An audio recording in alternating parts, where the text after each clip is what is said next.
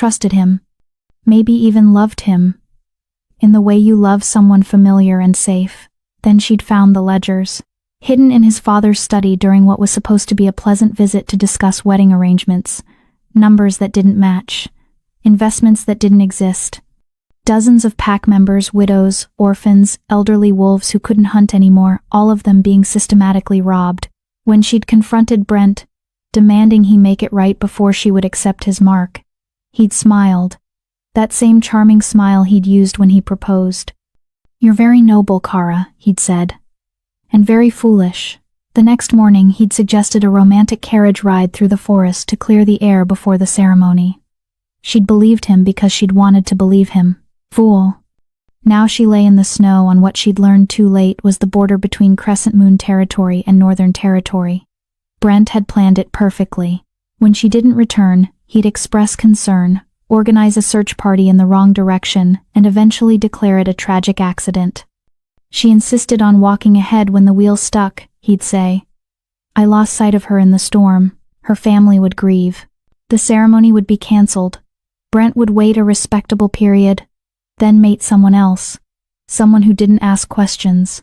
And the families he was robbing would never know. The sound of paws, massive paws pounding through snow, made Kara's eyes snap open. Not hoofbeats. Paws. Her wolf whimpered, trying to respond, but the wolfsbane kept her caged. Kara tried to call out, but her voice was barely a whisper. Her throat was too cold, too damaged. Please, she thought desperately. Please see me. The massive black wolf emerged from the tree line, easily the size of a small horse. An alpha. Even through her fading vision, Kara could tell. The sheer power radiating from him made the air itself feel heavier. His eyes, molten silver, locked onto her. And even through the wolfsbane haze, she felt it. The pull, the recognition, the undeniable, unavoidable, universe-mandated connection that every wolf knew existed but most never found. No, not him. Anyone but him. The wolf shifted mid-stride, bones cracking and reforming in seconds. The transformation was fluid, powerful, controlled in a way that spoke of centuries of bloodline breeding. The man who stood before her was naked, steam rising from his skin in the cold air, muscles rippling as he moved toward a pack stashed in a nearby tree. Kara's fading vision focused on his face as he pulled on emergency clothes, dark pants, a heavy shirt left unbuttoned. Elias Collins, the Alpha King of the Northern Territories, the man whose father her pack had killed 20 years ago in a border dispute that had never been resolved. The man who'd sworn at his father's funeral, according to pack legend, to destroy every Crescent Moon wolf alive. The man standing over her now with those silver eyes widening in recognition. You, he growled, and Kara saw the war happening behind those eyes. Hatred. 20 years of it, bred into bone and blood. Duty. An alpha's obligation to protect wolves in his territory. And something else. Something that made his wolf surge forward, made his hands clench, made every muscle in his body go rigid with denial. The mate bond. She was dying, and the moon goddess had chosen this moment to reveal that her fated mate, the one wolf in all the world made specifically for her, was her pack's greatest enemy. The universe had a cruel sense of humor. Elias stood frozen, staring down at her. Kara could smell the conflict rolling off him in waves. Cedar and winter, mixed with fury and confusion, and something darker. Leave me, she wanted to say. Just leave me and let it end. But her wolf, even poisoned and dying, surged forward with the last of her strength, reached for him through the bond that was forming whether either of them wanted it or not. Mate, her wolf whispered. Mate. Save us. Elias's jaw clenched so hard Kara heard his teeth grind together. His eyes flashed between silver and his human brown, his wolf fighting for control. Then he made his choice. He knelt beside her, his large hands surprisingly gentle as they moved over her injuries. Professional, clinical, checking for broken bones, bleeding, signs of internal damage. Wolfsbane, he muttered, catching the scent even through the blood and snow. His head snapped up, eyes scanning the forest. Who did this? Kara tried to answer, but only a weak sound escaped. Don't talk. His hands moved to her face, tilting her head carefully. Can you hear me? Blink once for yes. She blinked, Good. You're in bad shape. Wolfsbane, broken arm, possibly broken ribs, hypothermia. His voice was clipped, controlled. I'm going to lift you. It's going to hurt. He didn't wait for acknowledgement. He simply slid his arms under her with surprising care and lifted. Kara gasped as pain exploded through her body. Her vision went white, then gray, then started to fade entirely. No. His voice cut through the darkness. You will not die. Do you hear me? That's an alpha order. The command in his voice, the undeniable weight of an alpha's will, crashed into her like a physical force. Her wolf, even poisoned, responded. Submitted.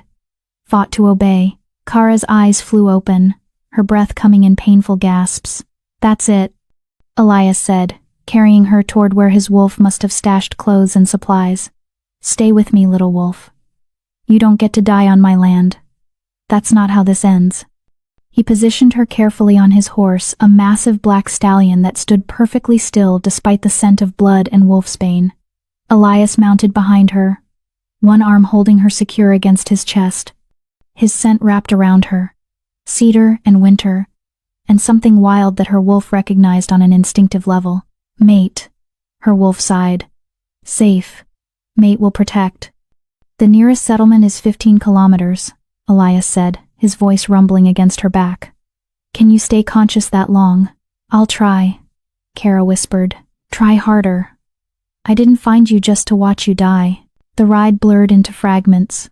The warmth of his body behind her, the steady rhythm of the horse, his voice occasionally asking questions to keep her awake. What's your name? Kara. Who did this to you? She couldn't answer that one. Couldn't form the words. Stay with me, Kara. She must have lost consciousness despite his efforts because the next thing she knew, she was being carried into warmth and light. Voices surrounded her. A woman's cry of alarm. Elias's steady commands cutting through the chaos. Send for a healer. Hot water, blankets, now. And someone bring me wolfsbane antidote. Now. Kara was laid on something soft. A bed. Hands removed her wet clothing, replaced it with dry linen. The healer came his touch impersonal as he set her arm, bound her ribs, stitched the wound on her temple. Through it all, she heard Elias's voice in the background, speaking to the innkeeper. She'll need the room for at least a week. Send the bill to Thornridge Manor. And send word to no one without my permission. Is that clear? Thornridge Manor. The Alpha King's seat of power. The fortress that had stood for 300 years as the symbol of Northern Territory strength. The last place any Crescent Moon wolf should ever go. Kara tried to protest, but darkness was pulling her under. The last thing she felt was a gentle hand touching her hair, and a voice rough with emotions she couldn't name whispering something she couldn't quite hear. Then nothing. Chapter 2. A Devil's Bargain. Kara woke to firelight and silence. The room was small but clean, the bed soft beneath her back. Her left arm was splinted and bound, her ribs wrapped tight enough to make breathing shallow but manageable. Her head throbbed with a dull ache that spoke of recent injury, but the sharp, poisonous burn of wolfsbane was finally fading. She was warm, alive, and completely unsure if that was a blessing or a curse. You're awake. Kara turned her head carefully toward the voice. Elias sat in a chair beside the window, watching her with those pale silver eyes that seemed to see too much. In the firelight, his features were sharp, strong jaw, straight nose, dark hair touched with silver at the temples despite looking no older than his early 30s. He wore no coat now, just a white shirt and dark vest, sleeves rolled to his elbows. He looked like a man who had better things to do than sit vigil over a stranger, except she wasn't a stranger. Not anymore. The mate bond hummed between them, quieter than it should be because neither had accepted it, but present nonetheless, an invisible thread connecting them whether they wanted it or not. How long? Kara asked, her voice rough from disuse. 2 days. The healer says you're fortunate. Another hour in the cold and we'd be having a different conversation. Thank you. The words felt inadequate. You saved my life. Yes. He stood, walking to the small table beside her bed where a pitcher of water waited. He poured a glass and helped her sit up enough to drink, his hands steady and impersonal. Now you're going to tell me why I had to. Kara drank slowly, buying time. The water was cool, soothing her throat, but it couldn't wash away the dread settling in her stomach. I don't understand, she said finally. You were left in the middle of a forest road during a snowstorm. He set the glass down, his gaze never leaving her face. Your injuries suggest you were thrown from a moving carriage. Someone wanted you dead, or at least gone. He crossed his arms. Who? She could lie. She should lie. But what was the point? He'd find out eventually. Alphas always did. Brent Hunter, she said quietly. Beta of Crescent Moon Pack. Something flickered in Elias's eyes. Recognition. Interest. And underneath it, a cold fury that made Kara's wolf whimper. You're the Crescent Moon Bride, he said. It wasn't a question. The one who disappeared 3 days before the mating ceremony. Your pack sent out search parties. Did they? Kara laughed bitterly. How thorough were these searches? Your beta claimed you ran away.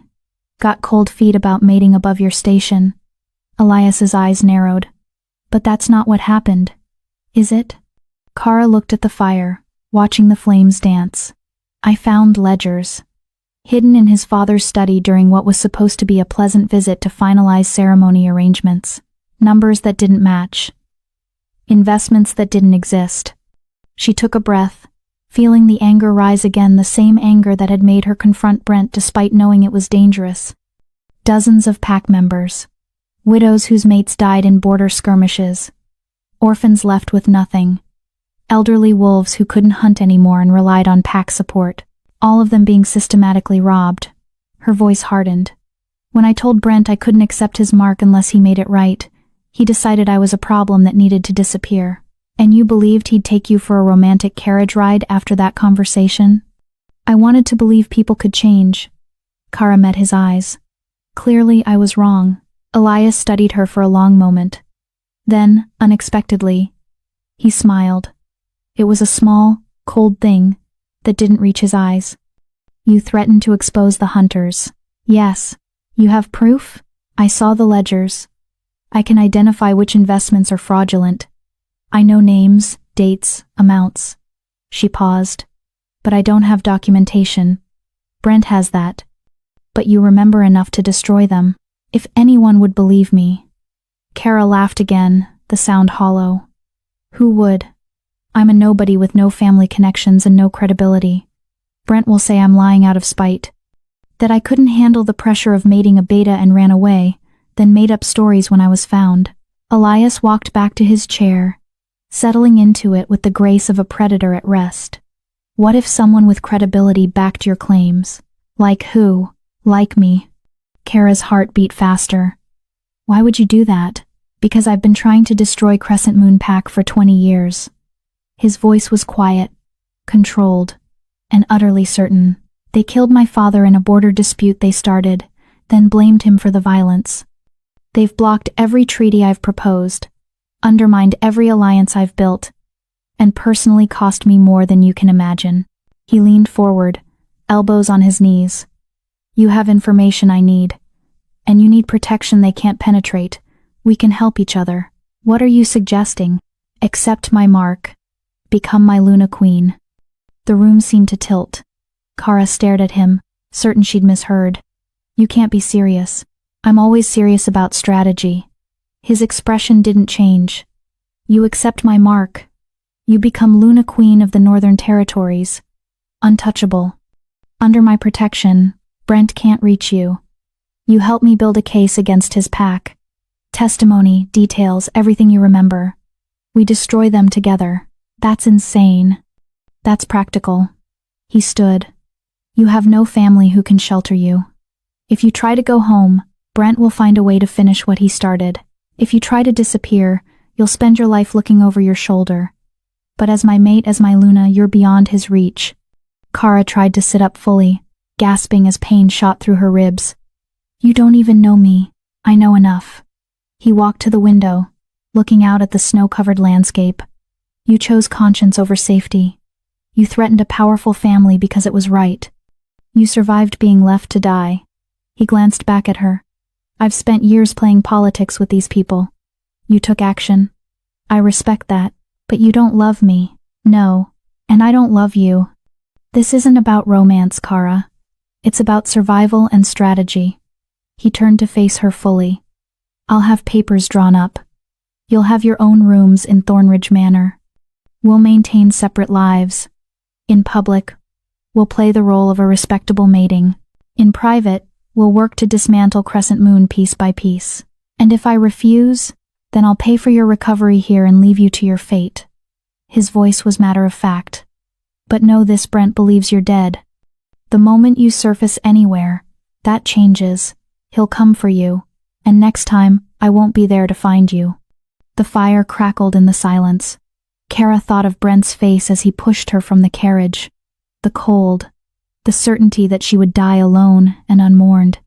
She thought of the families being robbed, the widows losing everything, the orphan pups who'd inherit nothing because of hunter greed, and she thought of the man standing by the window, offering her a devil's bargain wrapped in protection. If I do this, she said slowly, I want your word that you'll pursue justice for the families they've harmed. Not just revenge. Justice. Elias turned to face her fully. You're negotiating terms while lying in a sickbed with broken bones. Those are my terms. Something that might have been respect crossed his face. Agreed. Justice, not just revenge. Anything else? I want to know what you get out of this. Beyond political victory. He was quiet for a moment. Then, the hunters killed someone I cared about 5 years ago. My younger sister. They made it look like an accident. A carriage going off a bridge during a storm. I've never been able to prove it.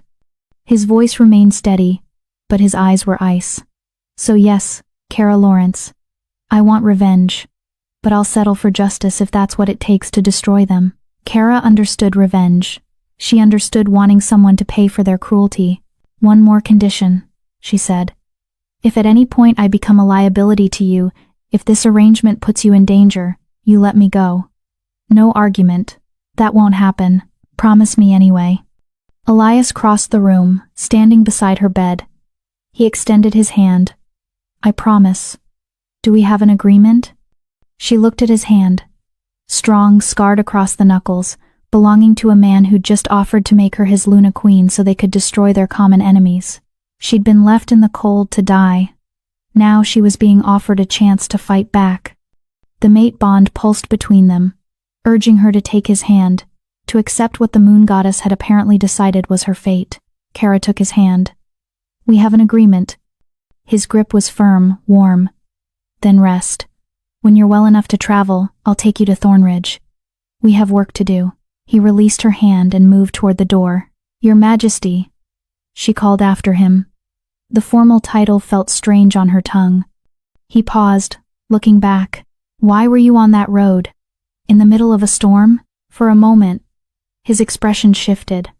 Something almost vulnerable beneath the controlled surface.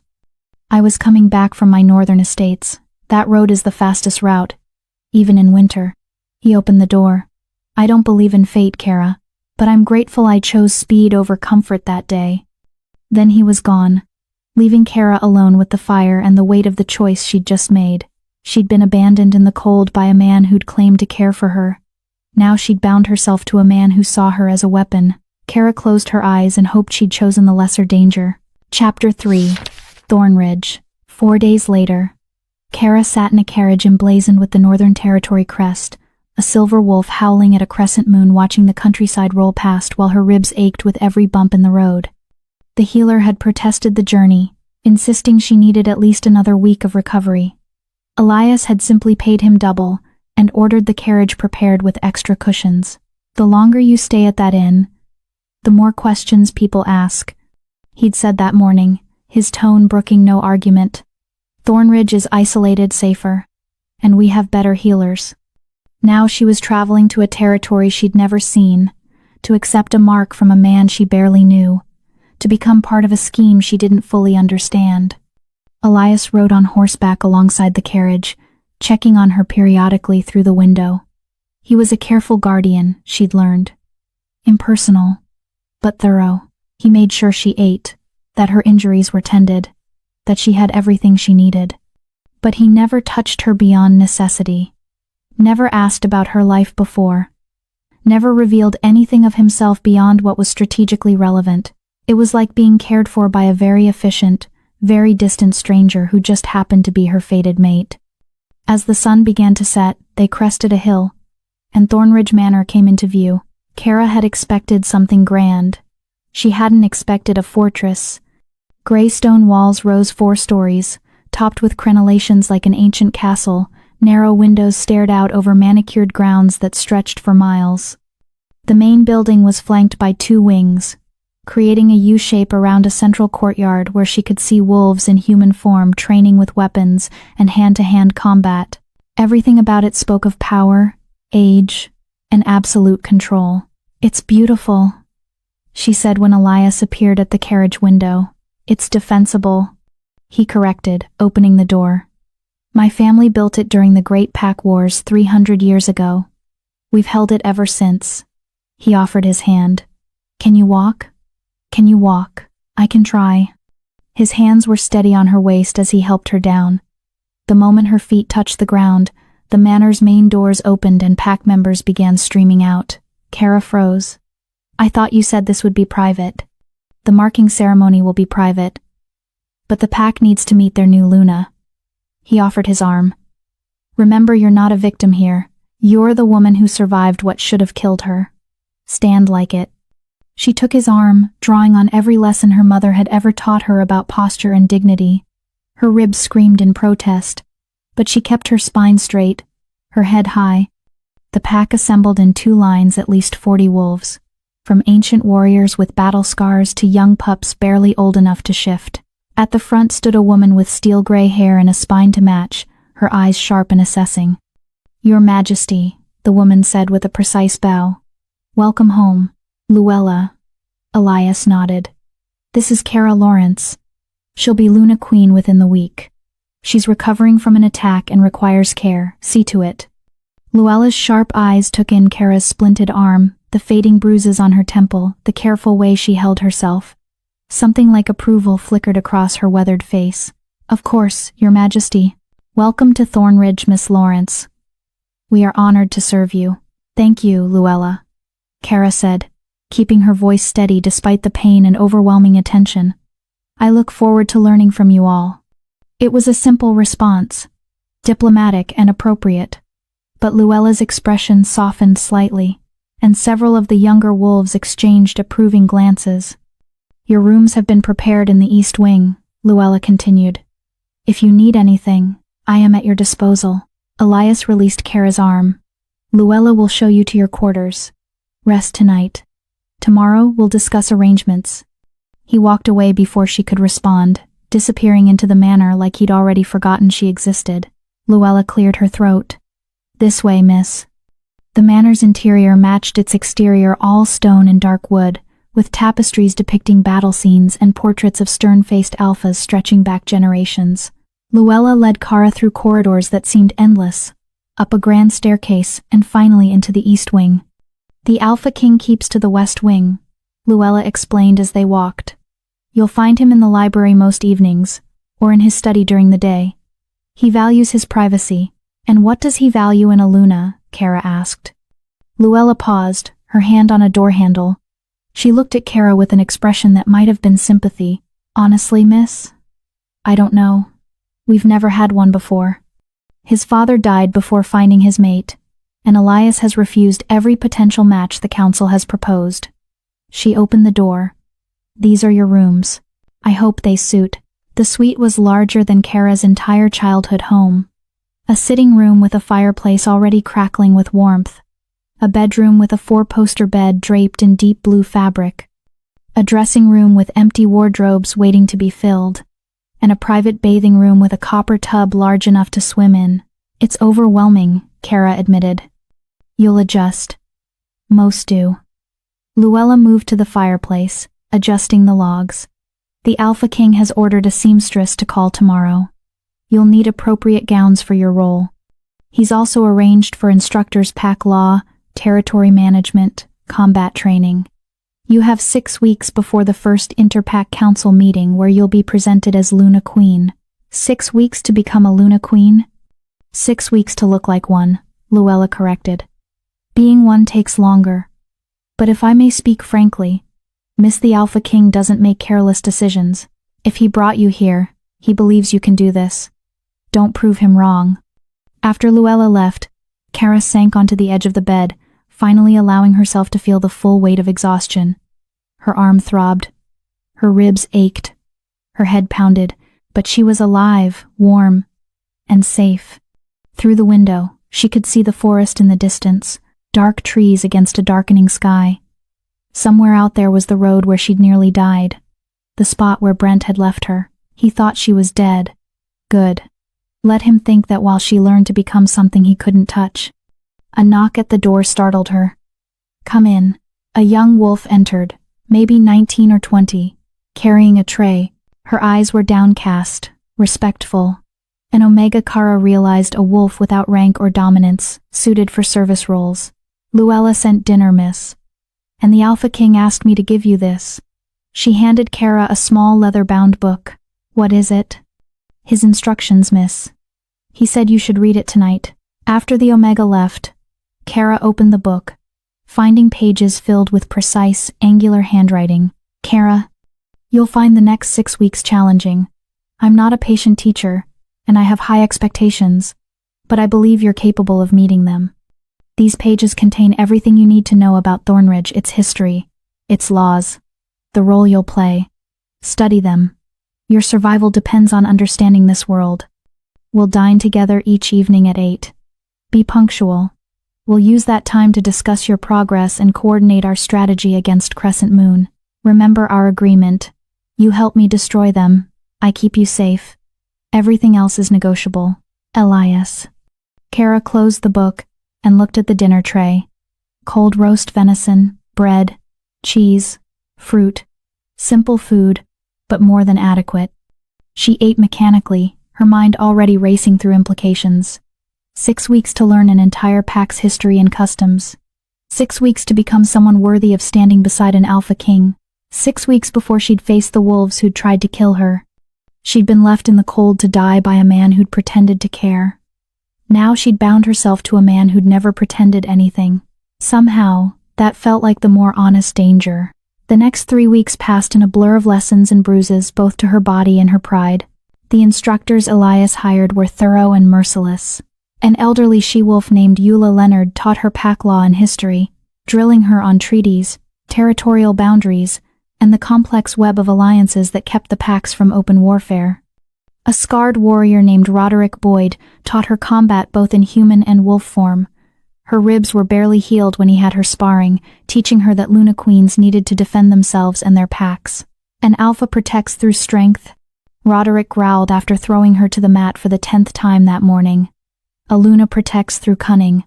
Learn to fight dirty, girl. Your enemies won't give you mercy. Luella taught her the domestic side, managing pack resources, mediating disputes between pack members, organizing hunts and ceremonies. The work of keeping a pack functional when the alpha was busy with politics and warfare. And every evening at precisely 8 o'clock, Kara dined with Elias. They sat at opposite ends of a table built for 20, the distance between them symbolic. He asked about her progress. She reported what she'd learned. They discussed strategy for exposing Crescent Moon's corruption. It was clinical, professional, and completely devoid of anything resembling warmth, except for the mate bond. That hummed between them constantly now, growing stronger as her body healed and her wolf recovered from the wolfsbane poisoning. Every time Elias entered a room, her wolf perked up, wanting to go to him. Every time he was near, his scent cedar and winter made her instincts scream mate, safe, home, but he never acknowledged it, never touched her beyond necessity, never showed any sign that he felt the pull as strongly as she did.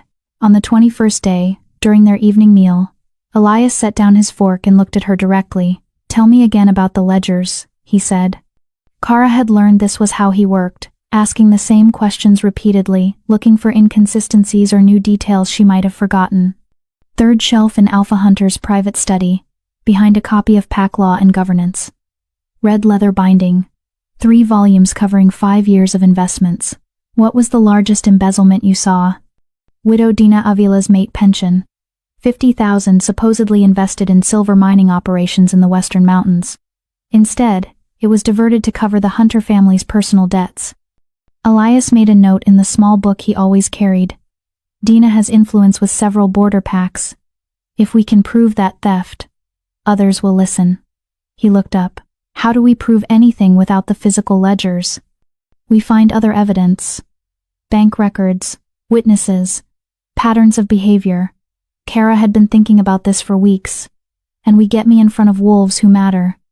Once I'm established as Luna Queen, my word carries weight. It's harder to dismiss me as a scorned bride when I'm marked by the Alpha King, so you understand the strategy. I understand I'm bait. You're an asset, he corrected. There's a difference. Is there? Elias's expression didn't change. Bait is disposable. Assets are protected. Which do you think I'd fight for? It wasn't a declaration of affection, but it was, in its way, a promise. The marking ceremony is scheduled for the full moon. He continued, 5 days from now. Private ceremony. Just us and 2 witnesses as tradition requires. Afterward, you'll legally be untouchable by Brent or anyone from Crescent Moon. And then we accelerate the plan. Your first public appearance will be the Interpack Council meeting in 3 weeks. Every major pack will be there. He paused. Including Crescent Moon. Kara's stomach turned. You want me to face him? I want you to stand beside me as my Luna Queen while he watches everything he threw away become something he can never touch. And I want you to do it with your head high, showing every wolf in that room that you survived and became stronger for it. What if he tries something? He won't. Not publicly. Not with me there. Not with witnesses. Elias's voice was cold and certain. But he will know you survived, and that knowledge will eat him alive. Chapter 4. The Mark. That night, Kara stood at her window watching snow fall over the gardens, unable to sleep. In 5 days, she would accept Elias's mark, bind herself to him permanently through the mate bond, become Luna Queen of the Northern Territories. She should be terrified. Instead, she felt something sharper, something that tasted like rage and justice mixed together. Brent had left her in the cold because he thought she was powerless, disposable. It was time to prove him catastrophically wrong. A knock at her door broke through her thoughts. Strange, it was well past midnight. The pack should be sleeping. Come in. Elias entered, and Kara's heart skipped. He'd never come to her rooms before, had always maintained careful distance. He wore only dark pants and a loose shirt, his hair slightly disheveled like he'd been running his hands through it. Can't sleep? He asked. No, you? I don't sleep much. He moved to stand beside her at the window, careful to maintain space between them. Nervous about the ceremony? Should I be? Most wolves are. The marking is intense, permanent. Once it's done, there's no undoing it. He glanced at her. Even if we wanted to. Do you? Want to undo it? Elias was quiet for a long moment, his silver eyes reflecting the moonlight. No. This arrangement serves both our purposes. You get protection and justice. I get the weapon I need to finally destroy the wolves who've plagued my territory for decades. His voice was matter-of-fact. It's a fair trade. Is that all I am to you? A weapon? He turned to face her fully, and something flickered in his expression, something quickly suppressed. You're my fated mate, Kara. The moon goddess chose you specifically for me, despite every logical reason why that's a terrible idea. You're from my enemy's pack. You're caught up in corruption I'm trying to expose. And you're stubborn enough to negotiate terms while dying. A ghost of a smile touched his lips. So no, you're not just a weapon. You're also a complication I didn't plan for and don't quite know how to handle. Kara felt her wolf stir at his words, at the admission underneath the clinical exterior. You feel it too, then. The bond. Every second. His voice roughened. It's like an itch I can't scratch, a pull I can't resist. My wolf wants to claim you, mark you, keep you close every moment, but my human side knows that giving in to that need makes me vulnerable. And you don't do vulnerable. I can't afford to. He looked away. I'm the Alpha King. I have enemies everywhere, wolves who'd exploit any weakness. If they knew how much, he stopped himself. If they knew the bond was affecting me, they'd use you against me. So you keep distance, stay cold. I keep you safe, he corrected. There's a difference. Kara studied his profile, the sharp lines of his face, the tension in his shoulders. What happened to your sister, Elias? You said the hunters killed her. Tell me what happened. For a moment she thought he wouldn't answer. Then, slowly, he began to speak. Ela, her name was Ela. His voice was controlled, but Kara heard the pain underneath. She was younger than me by 5 years. Sweet, kind. Everything this family didn't deserve after generations of warriors and politicians. He stared out at the falling snow. She fell in love with a wolf from a neutral pack, Aaron Darling. Good wolf. Honorable. But Alpha Hunter had already decided Aaron would mate his daughter Angelita. When Ela refused to step aside, there was an accident. What kind of accident? Her carriage went off a bridge during a storm. The driver swore the wheel had been tampered with, that he smelled crescent moon wolves in the area before it happened. But he was just a servant, his word meant nothing. And Alpha Hunter had witnesses claiming Ela had been drinking, that she was reckless. Elias's hands clenched on the windowsill. The Interpack Council ruled it an accident. I've spent 5 years gathering proof it was murder. I've never found enough. I'm sorry. Don't be sorry. Help me make them pay. He turned to face her. That's what you're here for, isn't it? To be the weapon I've been waiting for. But Kara saw past the cold words to the wolf underneath, the one who'd lost his sister and had been fighting alone ever since. What if I want to be more than just a weapon? She asked quietly. Elias went very still. What do you mean? I mean, Kara stepped closer, close enough to feel the heat radiating from him, to see his eyes flash silver as his wolf responded to her proximity.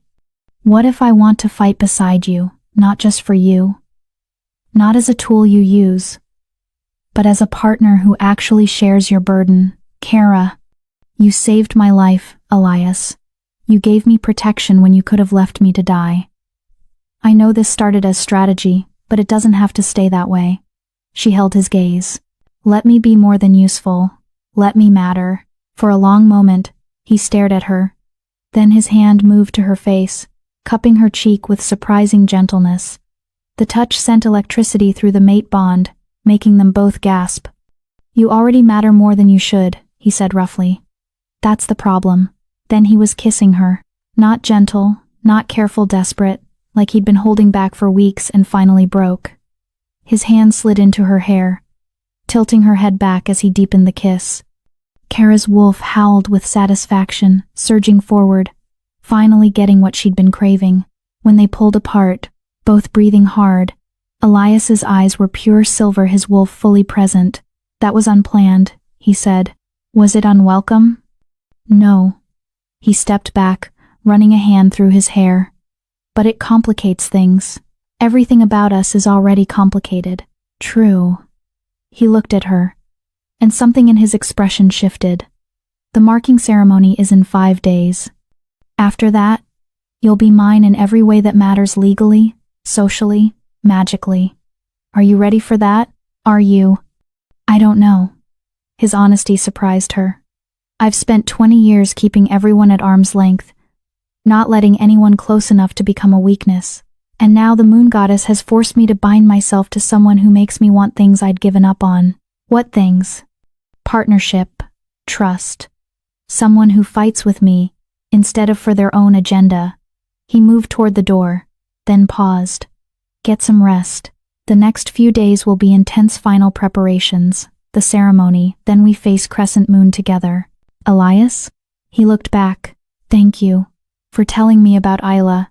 Something softened in his expression. She would have liked you. You're stubborn, like she was too brave for your own good.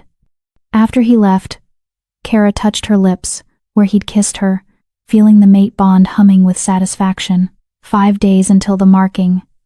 5 days until she permanently bound herself to a wolf who was slowly becoming more than just her protector. 5 days until everything changed. The marking ceremony took place under the full moon in the sacred clearing where every Northern Territory alpha had claimed their mate for 300 years. Kara stood at the edge of the clearing, dressed in traditional ceremonial white, a simple gown that left her shoulders bare for the marking. Silver cuffs adorned her wrists, engraved with the pack's sigil. Her hair hung loose down her back as tradition demanded. Through the trees, she could see the clearing. The ancient stone altar. The pack assembled in a circle over 200 wolves in human form, all waiting to witness their alpha claim his mate. Nervous, Luella appeared beside her, adjusting Kara's dress. Terrified, Kara admitted. Good, that means you understand what you're doing.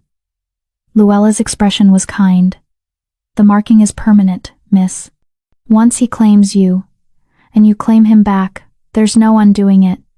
You'll feel everything he feels, his pain, his joy, his rage, and he'll feel yours. I know. Do you love him? The question caught Kara off guard. I don't know. I respect him. I trust him. I feel the mate bond pulling me toward him every moment. But love? Love comes, Luella said. Sometimes it comes before the marking. Sometimes after. Sometimes it sneaks up on you when you're not paying attention. She smiled. I think, for you two, it'll be the last one. Music began, drums and flutes, the ancient rhythm that called wolves to witness a claiming. Luella squeezed Kara's hand, then gently pushed her forward. Go. Your mate is waiting. Kara walked into the clearing, and every eye turned to her. She felt their assessment, their curiosity, some approval and some doubt, but she kept her spine straight, her head high, walking toward the altar where Elias waited. He stood bare-chested, wearing only ceremonial black pants, his skin marked with scars from old battles. His silver eyes locked onto her, and even across the distance, she felt the mate bond flare. Beside him stood his beta Jesse Tyler, a massive wolf with kind eyes who'd been nothing but welcoming to Kara despite her origins, and the pack shaman, Eula Leonard, the ancient she-wolf who'd been teaching Kara pack law. Kara reached the altar. Elias extended his hand, and she took it, feeling the now familiar spark of connection. Eula's voice rang out, amplified by some trick of the clearing's acoustics. Under the witness of the moon goddess in this pack, Alpha Elias Collins claims Kara Lawrence as his fated mate. Does anyone challenge this bond? Silence. Even those who might question accepting a crescent moon wolf couldn't challenge a fated mate bond. The moon goddess's will was absolute. Kara Lawrence. Eula turned to her. Do you accept this alpha as your mate? Do you bind your wolf to his? Do you accept his mark and offer yours in return? Every eye was on her. One word would change everything. Bind her to this wolf, this pack, this life. Kara met Elias's gaze, saw the barely controlled wolf behind his eyes, felt the bond humming between them like a living thing, urgent and undeniable. I accept. The pack howled, a sound that echoed through the forest, announcing the union to every wolf within 50 miles. Elias moved toward her with predatory grace. He cupped her face in both hands, his thumbs brushing her cheekbones. Mine, he growled, low enough that only she could hear. Then he kissed her. The bond exploded between them like lightning. Kara felt her wolf surge forward, felt Elias's wolf rising to meet hers, felt the two halves of their souls clicking into place with an inevitability that stole her breath. When they pulled apart, both their eyes were glowing, his silver, hers gold. Shift, Eula commanded. Kara's wolf leaped forward eagerly. Bones cracked, reformed. Fur erupted white as fresh snow. Her wolf was smaller than most, built for speed rather than power, but fierce and fast. Elias shifted beside her, a massive black wolf easily twice her size, radiating alpha dominance that made every wolf in the clearing bare their throats in automatic submission. The pack shifted with them, 200 wolves howling under the full moon, their voices rising in celebration. Elias's wolf approached hers, circling, dominant and possessive. Kara's wolf submitted, baring her throat not in weakness, but in trust, offering him access to her most vulnerable place. His jaws closed gently on her throat, his teeth pressing against her pulse point, the marking. She felt the magic burning through her bloodstream as his scent permanently bonded with hers, as his claim sank into her soul, marking her as his in every way that mattered. Then it was her turn. She rose, and he submitted. An alpha submitting was rare, sacred, only done for a true mate. She marked him in return, her smaller jaws finding the junction of his throat and shoulder, feeling his blood on her tongue, tasting cedar and winter and home. The bond completed with a flash of silver light that illuminated the entire clearing. When they shifted back to human form, the marks were visible, 2 crescent-shaped scars on their throats that glowed faintly in the moonlight. Permanent, unbreakable, proof of their bond for any wolf to see. The Alpha King and his Luna Queen, Eula announced, her voice carrying. Bound by fate, marked by choice, witnessed by the pack, and blessed by the moon goddess. The pack howled again, and Kara felt it, the pack bond snapping into place like invisible threads connecting her to every wolf present. She was no longer just Kara. She was their Luna Queen. Every wolf in this territory was now hers to protect, hers to guide, hers to fight for. And they were hers to command. Elias's hand found hers, their fingers interlacing. Through the bond, she felt his satisfaction, his pride, and underneath it, carefully hidden but present, something that felt like hope. Chapter 5. Luna Queen. The celebration lasted until dawn, pack members drinking, dancing, and celebrating their alphas mating with wild abandon. But Elias and Kara left after the first hour, tradition allowing the newly mated pair privacy. They walked back to Thornridge Manor in silence, the mate bond humming between them, now fully formed and overwhelming in its intensity. Kara could feel Elias's emotions bleeding through satisfaction, possessiveness, and a carefully controlled desire that made her wolf purr with anticipation. When they reached the manor, Elias stopped at the base of the grand staircase. "Your rooms are in the east wing," he said, his voice carefully neutral despite the bond screaming between them. "Mine are in the west. You're welcome to stay in yours if you prefer." Kara stared at him. "We just completed a mate bond in front of 200 wolves, and you're offering me separate rooms? I'm offering you a choice." His eyes flashed silver. "The bond is complete. We're marked. We're mated. But that doesn't mean you're obligated to." He seemed to search for words. "I won't force anything you're not ready for." Despite everything, the ceremony, the marking, the overwhelming pull of the bond, he was still giving her control, still letting her decide. Kara's wolf made the decision before her human side could overthink it. She took his hand. "Show me your rooms." Something blazed in his eyes. "Are you sure?" "We're mated, Elias. We're bound for life, I'm sure." He led her to the west wing, to a suite even larger than hers. But Kara barely noticed the space. She was too focused on the wolf beside her, on the bond pulling them together like gravity. The moment the door closed, Elias had her against it, his mouth on hers, hungry and claiming. Kara kissed him back with equal ferocity, her wolf finally getting what she'd been denied for weeks. "I've wanted this since I found you." Elias growled against her throat. "Since I first caught your scent and my wolf recognized you. Do you have any idea how hard it's been to keep my distance? Then stop keeping it." What followed was intense, primal, the mate bond amplifying every touch, every sensation. When they finally collapsed together hours later, both sated and exhausted, Kara felt the bond settle into something deeper, not just magical connection, but genuine intimacy. Elias pulled her against his chest, his hands stroking her hair with surprising tenderness. "No regrets?" he asked quietly. "None." She traced the mark on his throat, her mark, claiming him as hers. "You? Only that I didn't find you sooner." He tilted her chin up, his silver eyes serious. "I know this started as strategy, a bargain between enemies. But Kara, what I feel through this bond, what I'm starting to feel for you, that's real. You understand that?" "I do." She pressed her hand over his heart, feeling it beat steady and strong. "I feel it too. It terrifies me. But I feel it." "Why does it terrify you?" "Because everyone I've ever trusted has hurt me. My parents used me as a bargaining chip to elevate the family's status. Brent used me to gain access to pack connections, then tried to kill me when I became inconvenient." She looked away. "How do I know you won't do the same?" Elias was quiet for a long moment. Then he took her hand, pressing it more firmly against his chest. "Feel that? My heartbeat. Through the bond. You can feel if I'm lying. That's what the mate bond does. It makes deception impossible between us. He held her gaze. I swear to you, Kara, I will never use you and discard you. I will never let you become convenient or disposable. You're my mate, my Luna, and I will protect you with everything I have, not because it's strategic, but because losing you would destroy me. Through the bond, Kara felt the truth of his words, felt his fierce protectiveness, his growing affection, his absolute certainty. Okay, she whispered. I believe you. They fell asleep tangled together, the mate bond finally quiet and content.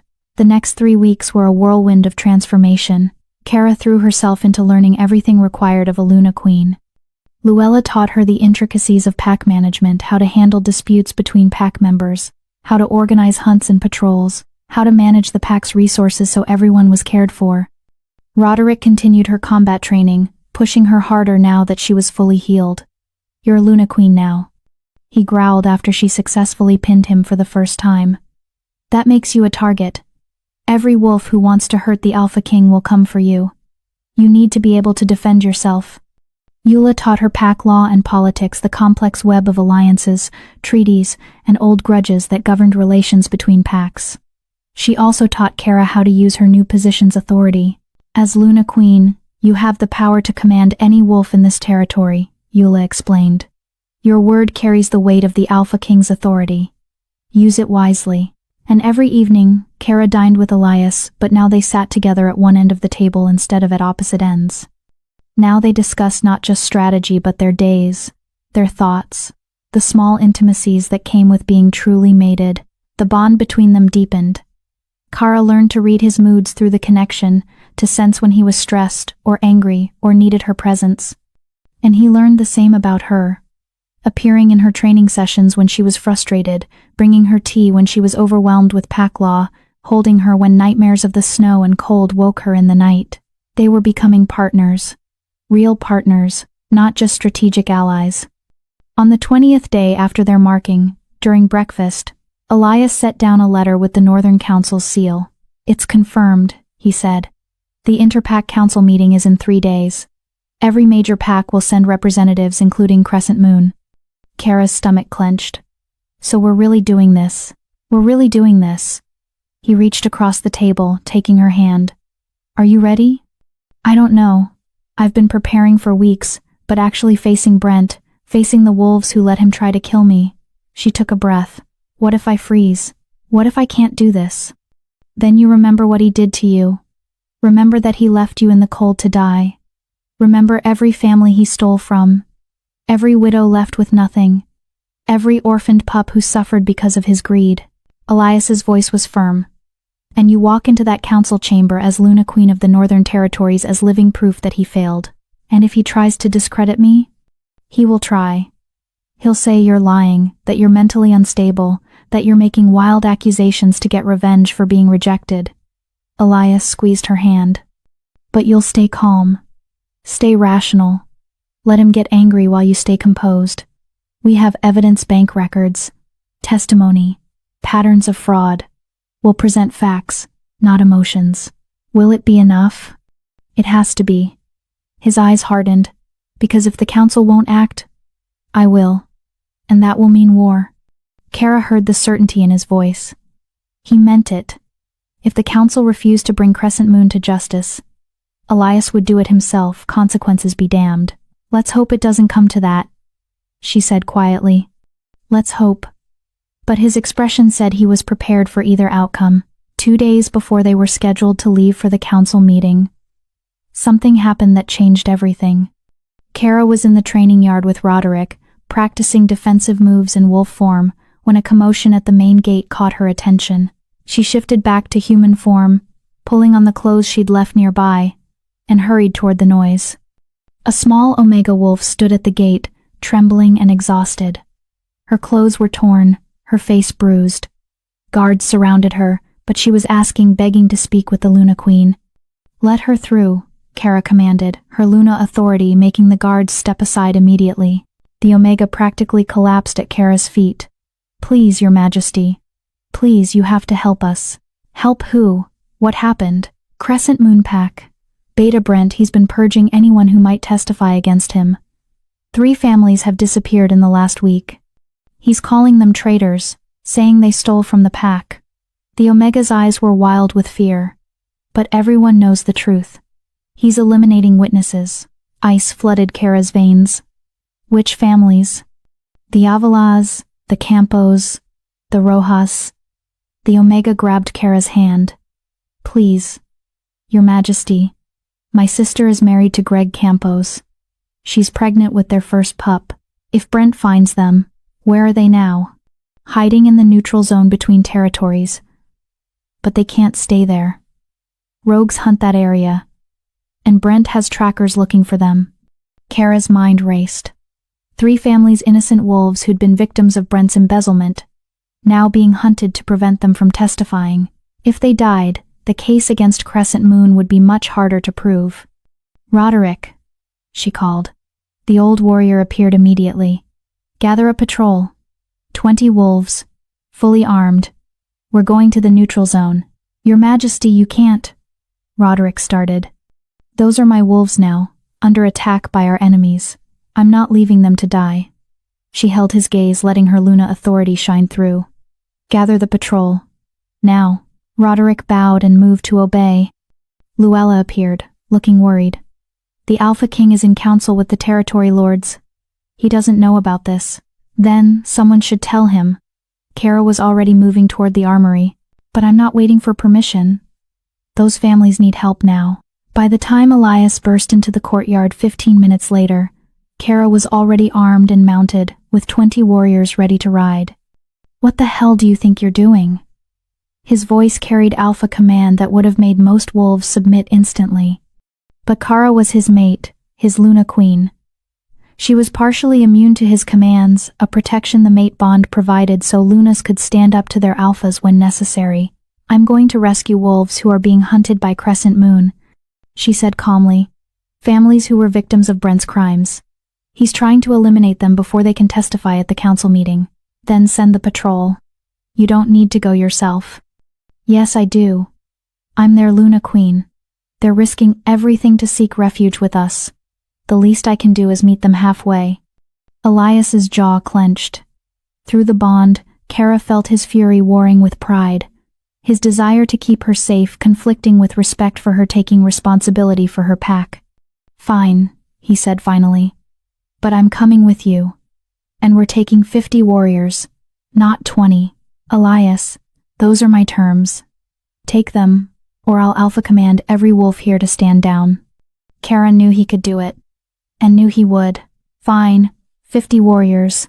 But we leave now. Within the hour, they were riding toward the neutral zone. 50 Northern Territory wolves moving fast and quiet through the forest. Kara rode beside Elias, her senses sharp, her wolf on high alert. Through the bond, she felt his tension. His concern for her safety. His anger at Brent for forcing this situation. I had to do this, she said quietly as they rode. I know. His voice was gruff. Doesn't mean I have to like putting you in danger. I'm not fragile, Elias. I'm not the dying wolf you found in the snow anymore. No, you're not. You're the Luna Queen who rides into danger to protect her wolves. He glanced at her, silver eyes gleaming in the fading light. You're magnificent and terrifying, and I'm trying very hard not to lock you in a tower for your own safety. Despite the tension, Kara smiled. You know I'd just escape. I know. It's one of the things I love about you. He paused, then seemed to realize what he'd said. I mean, you love me? Elias was quiet for a moment. Then, yes, I do. I didn't plan to. But I love you, Kara. Your strength, your courage, your stubborn refusal to stay safe when your wolves need you. He reached over, briefly touching her hand. We'll talk about this later, after we get those families to safety. Okay, Kara whispered, warmth flooding through the bond. Later. They found the refugees just before nightfall, 3 families huddled in a cave, terrified and desperate. The moment they saw Kara's white wolf leading the patrol, they started crying with relief. Your Majesty, Deanna Avila sobbed, bowing despite her exhaustion. Thank the moon goddess. We didn't know if anyone would come. Of course I came. You're Northern Territory wolves now, under my protection. Kara shifted back to human form. We're taking you to Thornridge. You'll be safe there. But the council meeting, Greg Campos started. If we testify against Beta Brent, he'll do nothing, Elias said, his voice carrying absolute authority. Because you'll be under the protection of the Alpha King. And anyone who touches you will answer to me. The rescue went smoothly, too smoothly. They were halfway back to Northern Territory when Kara's instincts screamed danger. Ambush! She shouted just as 20 Crescent Moon wolves burst from the tree line. Chaos erupted. Northern Territory warriors engaged the attackers while Elias and Kara positioned themselves between the enemy and the refugees they were protecting. Kara shifted mid-stride, her white wolf launching at a massive brown wolf wearing Crescent Moon colors. They collided in a tangle of fur and fangs. She fought with everything Roderick had taught her, fast, dirty, using her smaller size as an advantage.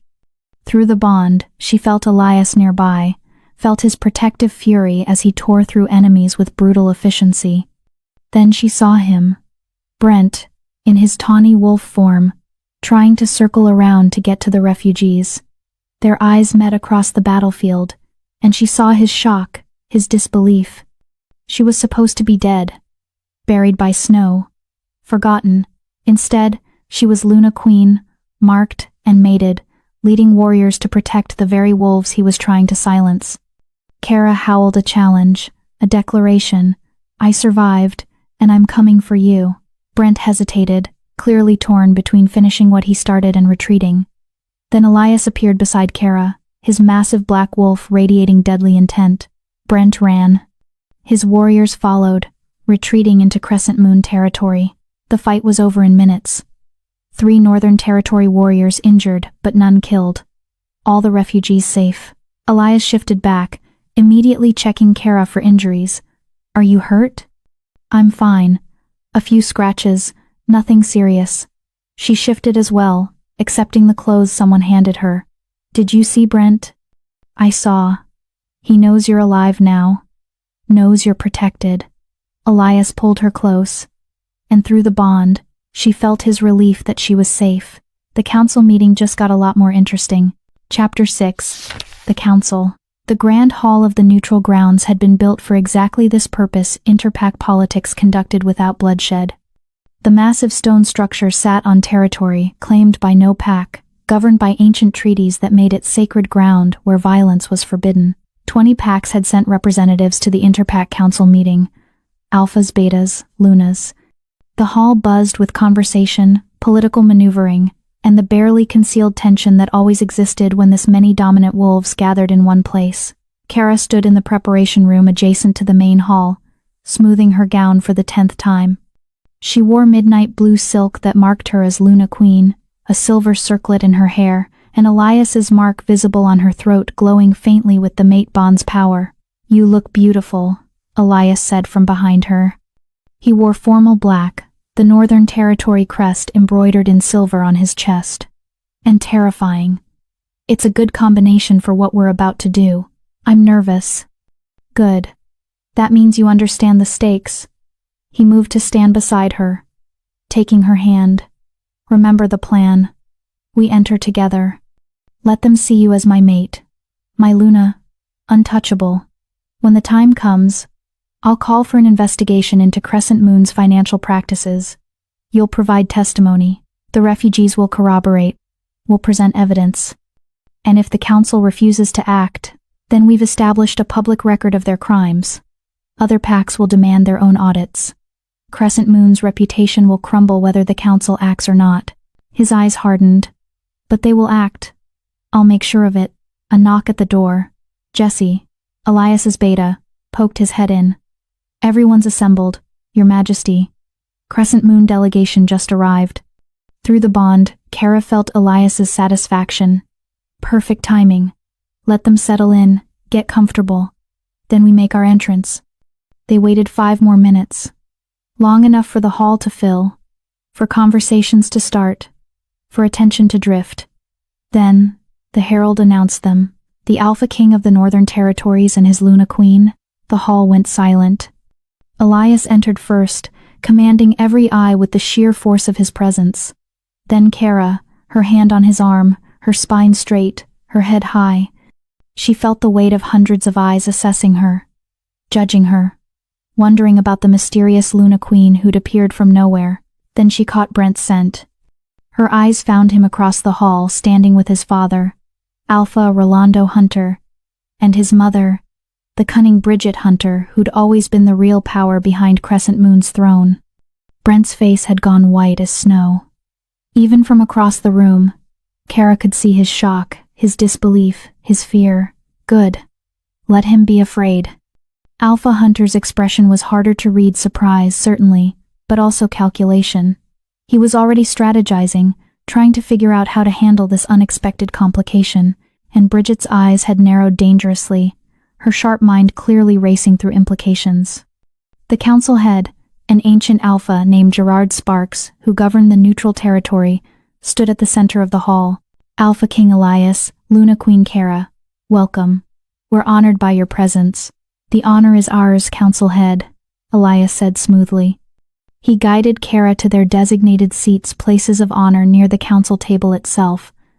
May I present my mate, formerly of Crescent Moon Pack. Murmurs rippled through the hall. Former Crescent Moon? Mated to their greatest enemy?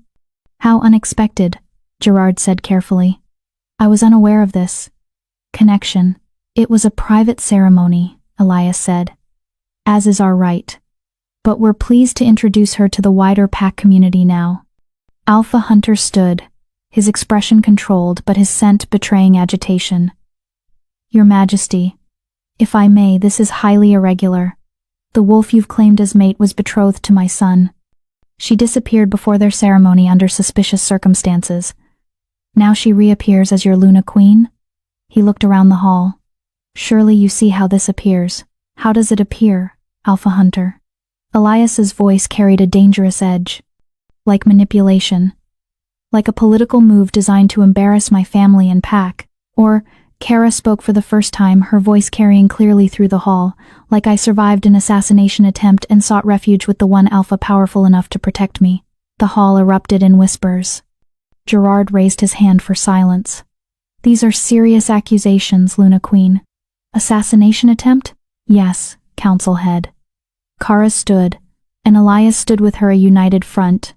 3 days before I was to accept Beta Brent's mark, I discovered evidence of systematic embezzlement from Crescent Moon Pack funds. When I confronted him, demanding he make restitution before I would mate him, he chose to eliminate the problem. She kept her voice steady, factual.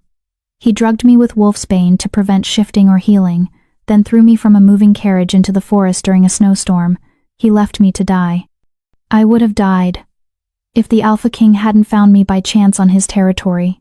This is absurd, Brent shouted, his control finally snapping. She's lying.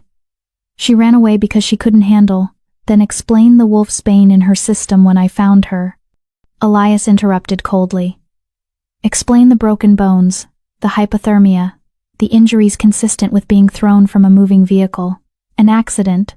She must have what? Poisoned herself with wolfsbane, then threw herself from a carriage in the middle of nowhere. Elias's voice dripped with contempt. You'll have to do better than that. Bridget Hunter stood smoothly. Council head, this is clearly a case of misunderstanding compounded by emotional instability. The girl, she emphasized the word dismissively, has been influenced by our family's enemies. The Alpha King has a known grudge against Crescent Moon. Of course he'd believe any accusation against us. Is it a grudge to seek justice for murder? Elias's voice cut like a blade. Your pack killed my sister 5 years ago. Made it look like an accident. I've never forgotten. That was ruled accidental by this very council, Gerard said carefully. We cannot relitigate closed cases without new evidence. Then let's discuss new evidence, Elias said. Luna Kara witnessed financial records showing systematic fraud. Investments that don't exist. Money diverted from widows' pensions, orphan funds, elderly care. Shall we investigate these claims? The word of one wolf is hardly evidence, Alpha Hunter said. What about the word of 3 families? Kara asked. Wolves who were victims of your son's theft. Wolves who fled Crescent Moon territory because Beta Brent was hunting them to silence their testimony. She gestured, and the refugees entered the hall, the Avilas, the Campos, the Rojas, all looking terrified but determined. Dina Avila stepped forward. Council head, Beta Brent embezzled my late mate's pension. 50,000 that was supposed to be invested for my family's future. When I questioned the returns, I was told not to worry about it. Then, last week, Beta Brent's enforcers came to my home in the middle of the night. They said I was a traitor to the pack. I barely escaped with my life. Greg Campos spoke next. My family's trust fund money left by my grandfather for his descendants was diverted to cover Hunter family debts. I have documentation showing the transfers, if the council wishes to see it. One by one, the refugees testified, each with similar stories. Money stolen, questions dismissed, and recently, threats and violence to keep them quiet. The hall was dead silent by the time they finished. Gerard looked at Alpha Hunter. These are serious accusations. Do you have a response? Disgruntled pack members making wild claims, Hunter said, but his voice lacked conviction. Every pack has wolves who feel slighted, who blame their leaders for personal failures. 3 families fled your territory in fear, Elias said. More are likely too terrified to come forward. That's not disgruntlement, that's systematic abuse.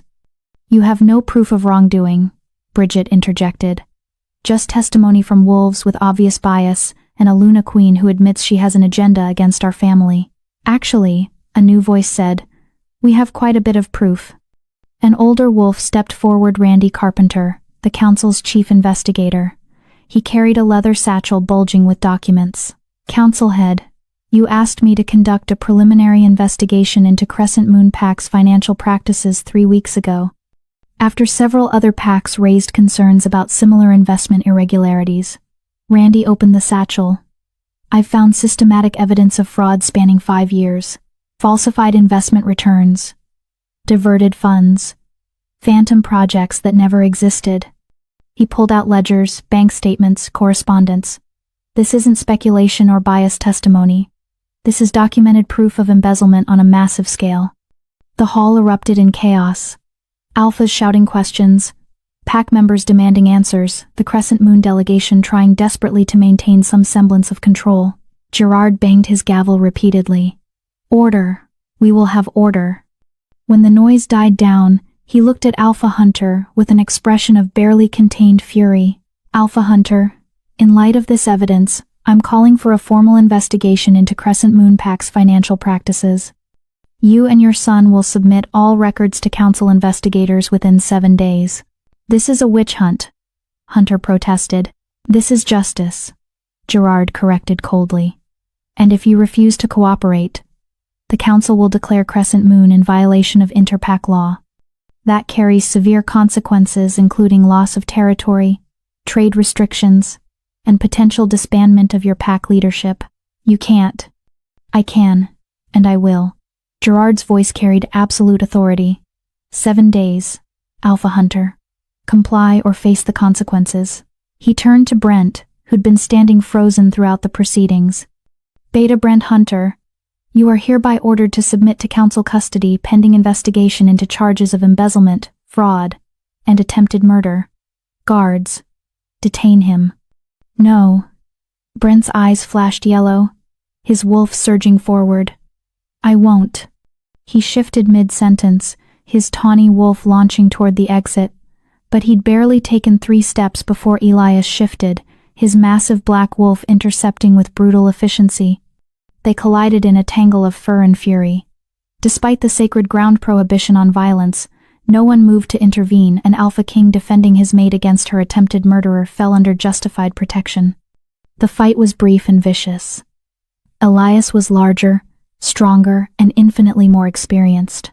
Within seconds he had Brent pinned, jaws locked on the back of his neck in a hold that could easily become lethal.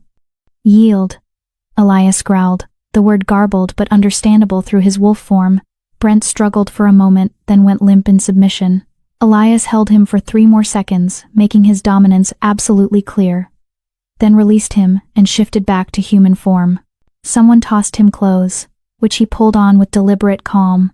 Beta Brent Hunter, Elias said, his voice carrying through the silent hall, attempted to murder my mate.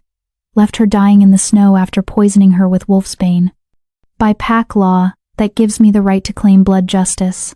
Your Majesty, Gerard said carefully, while we acknowledge your right, perhaps the council investigation should. I'm not claiming it, Elias interrupted. Yet. But I want it on record that if the council's investigation fails to deliver justice, I will pursue it myself. His eyes swept the hall, landing on each alpha present, and any pack that stands in my way will be choosing a side in a war they cannot win. The threat hung in the air. No one doubted he meant it. Kara moved to stand beside Elias, her hand finding his. Through the bond, she felt his protective fury, his satisfaction at having Brent beaten and subdued, his absolute certainty that justice would be done. Council head, she said quietly. The wolves who fled to Northern Territory seeking refuge, they'll need protection while the investigation proceeds. I request the council grant them temporary sanctuary status. Gerard nodded. Granted, the refugees are under council protection. Any wolf who harms them will answer to this body. He looked at the Crescent Moon delegation. This session is concluded. Alpha Hunter, you have 7 days. Use them wisely. As they left the hall, Kara felt the weight of hundreds of eyes following them. They'd done it. Exposed Crescent Moon's crimes publicly, secured protection for the victims, and put Brent in council custody, where he couldn't hurt anyone else. But as they reached their carriage, Elias pulled her aside. That was the easy part, he said quietly. What do you mean? Brent is contained. But Alpha Hunter and his mate, they won't accept defeat quietly. They'll fight back with everything they have. His expression was grim. We need to be prepared for retaliation. What kind of retaliation? The kind that targets what I care about most. He touched her face gently. You. They'll come for you, Kara. Try to discredit you, hurt you, maybe even try to finish what Brent started. Fear flickered through her, but she pushed it down. Then we'll be ready. We will, he promised. Because I won't lose you. Not to them. Not to anyone. Through the bond, Kara felt his absolute conviction. And for the first time since this all began, she felt something shift inside her, not just gratitude or strategy, but genuine love for this wolf who'd saved her, protected her, and fought beside her. I love you, she said. The words came easily. Naturally. I know this started as a bargain. But Elias, I love you. His eyes widened. Then he was kissing her, right there in the open, not caring who saw. When he pulled back, his smile was genuine and warm. I love you too, little wolf. More than I thought possible. They rode back to Northern Territory together, hands clasped, the mate bond humming with contentment. The war with Crescent Moon wasn't over. But they'd won the first major battle. And they'd won it together. Chapter 7, Retaliation. 3 days after the council meeting, the first attack came. Kara was in the training yard with a group of younger wolves, teaching them defensive tactics, when a messenger arrived at full sprint. The young wolf collapsed at her feet, gasping for air, bleeding from multiple wounds. Luna Queen, he wheezed. Border Patrol. Ambushed. Crescent Moon wolves crossed into our territory. They're burning the western farms. Ice flooded Kara's veins. The western farms housed 15 families, mostly elderly wolves and those with young pups who couldn't fight. Roderick, she shouted. The old warrior appeared immediately. Gather every available fighter. Full combat gear, we ride now. Your Majesty. The Alpha King is in the capital meeting with territory lords. He's 3 hours away. Kara was already running toward the armory. Those families don't have 3 hours. Move. Through the bond, she felt Elias's alarm as her fear and urgency bled through to him. She sent a clear message. Western farms under attack. Taking warriors. Come quickly. His response was immediate. Don't engage alone. Wait for me. Can't wait. Families in danger. She felt his frustration, his fear for her safety, but also his understanding. This was what it meant to be Luna Queen, to protect her wolves even when it was dangerous. Kara shifted into her white wolf form, leading 50 warriors west at a punishing pace. They reached the farms 20 minutes later to find 3 buildings already burning. Crescent moon wolves terrorizing the residents. She didn't hesitate. Didn't wait for strategy or backup. Her wolves needed her. Kara howled a Luna Queen's call to battle and launched herself at the nearest attacker. The fight was brutal. Crescent Moon had sent 20 wolves, all experienced fighters. But Northern Territory wolves fought with the fury of defenders protecting their homes, their families, their Luna. Kara fought with everything Roderick had taught her. She was smaller, faster, using her agility to dart between larger opponents. She took down 2 wolves before a massive gray male caught her, his jaws closing on her shoulder. Pain exploded through her. Through the bond, she felt Elias's answering roar of fury. He felt her pain, knew she was hurt, and was coming, but he was still too far away. The gray wolf shook her viciously, trying to break her neck. Kara twisted, using her smaller size to slip partially free, and went for his throat. Her jaws locked on soft tissue. She bit down hard, tasting blood, and the wolf released her with a yelp. Before she could recover, another wolf was on her, a scarred female with dead eyes and the scent of too many kills. Kara was tiring. The shoulder wound was bleeding heavily, making her movements sluggish. The female sensed weakness and pressed her advantage, driving Kara back toward one of the burning buildings. Not like this, Kara thought desperately. Not after everything. Then a massive black wolf exploded into the fray, Elias, arriving with another 50 warriors. He moved like death itself, tearing through Crescent Moon wolves with brutal efficiency. The scarred female who'd been attacking Kara tried to run. Elias caught her in 3 bounds, his jaws closing on her spine with a sickening crack. The Crescent Moon wolves who weren't dead fled, retreating back across the border. Elias shifted back to human form, immediately moving to where Kara lay panting in the dirt. Shift. Let me see the damage. Kara shifted, gasping as pain lanced through her shoulder. The bite was deep, bleeding freely. Elias pressed his hand over the wound, applying pressure. Healer, he roared. Now. Through the bond, Kara felt his terror beneath the controlled exterior. Felt how much it cost him to see her bleeding, hurt, vulnerable. I'm okay, she said, though her voice was weak. The families? Safe. You got here in time. His jaw clenched. You also nearly got yourself killed. What were you thinking? Engaging without backup. I was thinking my wolves needed their Luna. She met his eyes. Wouldn't you have done the same?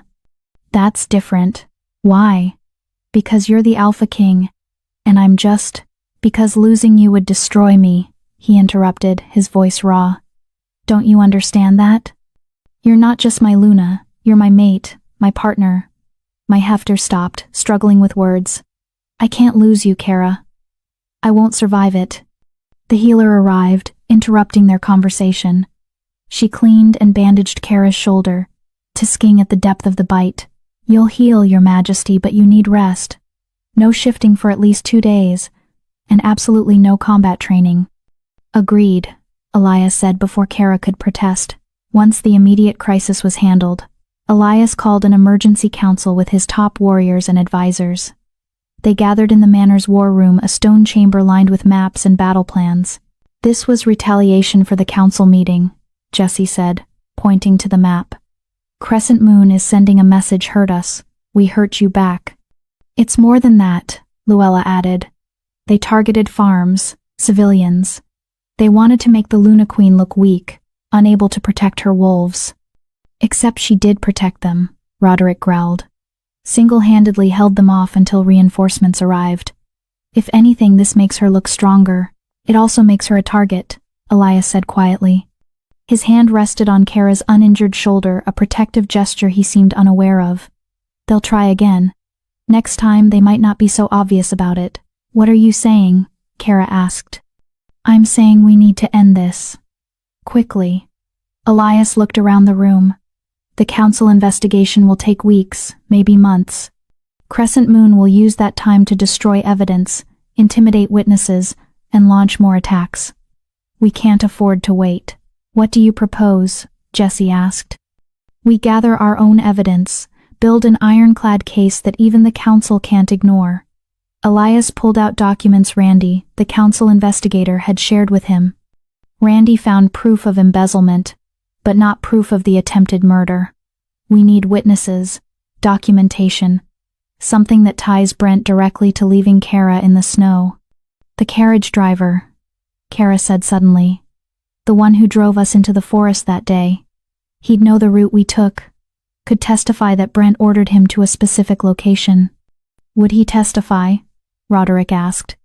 Going against a beta is dangerous for a subordinate wolf. Not if he had protection, Elias said. Find him. Offer him sanctuary in Northern Territory if he'll testify. What about Brent's mother? Luella suggested.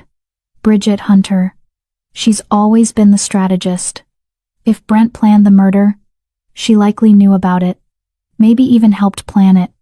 Getting her to confess would be nearly impossible, Jesse said. She's too smart, too careful. Maybe we don't need her confession, Kara said slowly. An idea was forming. What if we make her think Brent already confessed? That he's cooperating with the council investigation to save himself? Elias looked at her with something like admiration. You want to turn them against each other. Brent's weak. Impulsive. If his mother thinks he's betraying the family to save his own skin, she might do something stupid. Make a mistake we can exploit. That's devious, Jesse said. I like it. It's also dangerous, Elias cautioned. If Bridget realizes it's a trick, she'll be even more vicious in retaliation. Then we make sure she doesn't realize until it's too late. Kara stood, ignoring the protest from her injured shoulder. I'll write a letter. Make it look like it's from Brent, smuggled out of council custody, asking his mother to destroy evidence before it's found. Why would that make her suspicious? Roderick asked. Because I'll include details only Brent and I would know. Things that happened the day he left me to die. If Bridget sees those details in writing, she'll panic thinking Brent told investigators everything. Kara looked at Elias. Panicked wolves make mistakes. Elias studied her for a long moment. You've gotten better at strategy. I had a good teacher, flatterer. But he was smiling. All right. We'll try it. But carefully. One wrong move and this backfires spectacularly. Over the next week, they executed the plan with precision. Kara wrote the letter, making it look hastily scrawled, desperate. She included details about the carriage ride, about Brent's exact words before pushing her out, about the wolfsbane he'd used, details only someone who was there would know. Then they hired a neutral courier, a rogue wolf with no pack affiliation, to deliver it to Bridget Hunter at a tavern near the border, making it look like a secret communication. For 3 days, nothing happened. Kara began to think the plan had failed. Then, on the 4th day, Randy the investigator arrived at Thornridge with urgent news. It worked, he said, looking both impressed and disturbed. Bridget Hunter tried to bribe a council clerk to access Brent's holding cell. When that failed, she hired mercenaries to break him out. She what? Elias leaned forward. The mercenaries were caught before they reached him. But Bridget's involvement is documented. The council is furious. Attempting to interfere with an investigation is a serious violation. Randy pulled out more documents. Better yet, in her panic, she sent messages to several pack members ordering them to destroy evidence. We intercepted 3 of those messages. They're essentially confessions. Kara felt triumph surge through her. So we have proof of the cover-up. We have proof that Bridget knew about crimes and tried to hide them. Combined with the financial evidence, the refugee testimony, and Randy paused dramatically. The carriage driver's testimony, we have a complete case. You found him? Elias asked sharply. Found him and convinced him to talk. He's in protective custody, ready to testify that Brent ordered him to a specific location, then dismissed him before. Randy looked at Kara sympathetically. Before disposing of you. The weight of vindication settled over Kara. They'd done it. Built a case that couldn't be dismissed or ignored. The council has called an emergency session, Randy continued. 3 days from now. They want all parties present, including you, Luna Queen, to provide direct testimony. I'll be there, Kara said. After Randy left, Elias pulled Kara into his study. Are you ready for this? Facing Brent again, publicly testifying about what he did? I'm ready. She touched the mark on her throat, his mark, claiming her, protecting her. I'm not the wolf he left in the snow anymore. I'm Luna Queen. I'm your mate, and I'm done being afraid of him. Elias pulled her close, careful of her healing shoulder. I'm proud of you. You know that? You've mentioned it once or twice. She smiled against his chest. This is almost over, isn't it? Almost. One more battle. He tilted her chin up. Then we can focus on building our life, instead of destroying theirs. What kind of life do you want? The kind with you in it. Everything else is negotiable. He kissed her softly. Maybe pups someday. If you want them. Kara's breath caught. She hadn't let herself think that far ahead. Hadn't let herself imagine a future beyond survival and justice. I'd like that, she whispered. Someday. When this is really over, then that's what we'll have. His voice carried the weight of an alpha's promise. I swear it. Through the bond, Kara felt his absolute conviction. Felt his love, his protection. His unwavering commitment to their future together. 3 more days. 1 more confrontation. Then justice, finally, would be served. And they could begin building something beautiful from the ashes of what had tried to destroy them. Chapter 8. Justice. The emergency council session was held in the Grand Hall again, but this time the atmosphere was different. Tense. Electric. Every wolf present knew they were about to witness something significant, the fall of one of the oldest, most powerful packs in the territories. Kara stood beside Elias in the preparation room, dressed in formal Luna Queen attire, deep crimson silk that made her look regal and fierce. The mark on her throat gleamed silver in the morning light. Last chance to let me do this alone, Elias said, though his tone suggested he already knew her answer. Not happening. These are my accusations. My testimony. I need to face him. She straightened her circlet. Besides, you promised me justice, not just revenge. I want to look him in the eyes when he falls. Bloodthirsty little Luna. But Elias smiled with pride. That's my mate. They entered the Grand Hall together to find it packed beyond capacity. Every alpha who could make the journey had come, along with their advisors, betas, and witnesses. This wasn't just about Crescent Moon anymore, this was about whether pack law meant anything, whether alphas and betas could be held accountable for their crimes. Brent sat in a guarded section, his wrists bound with silver chains that prevented shifting.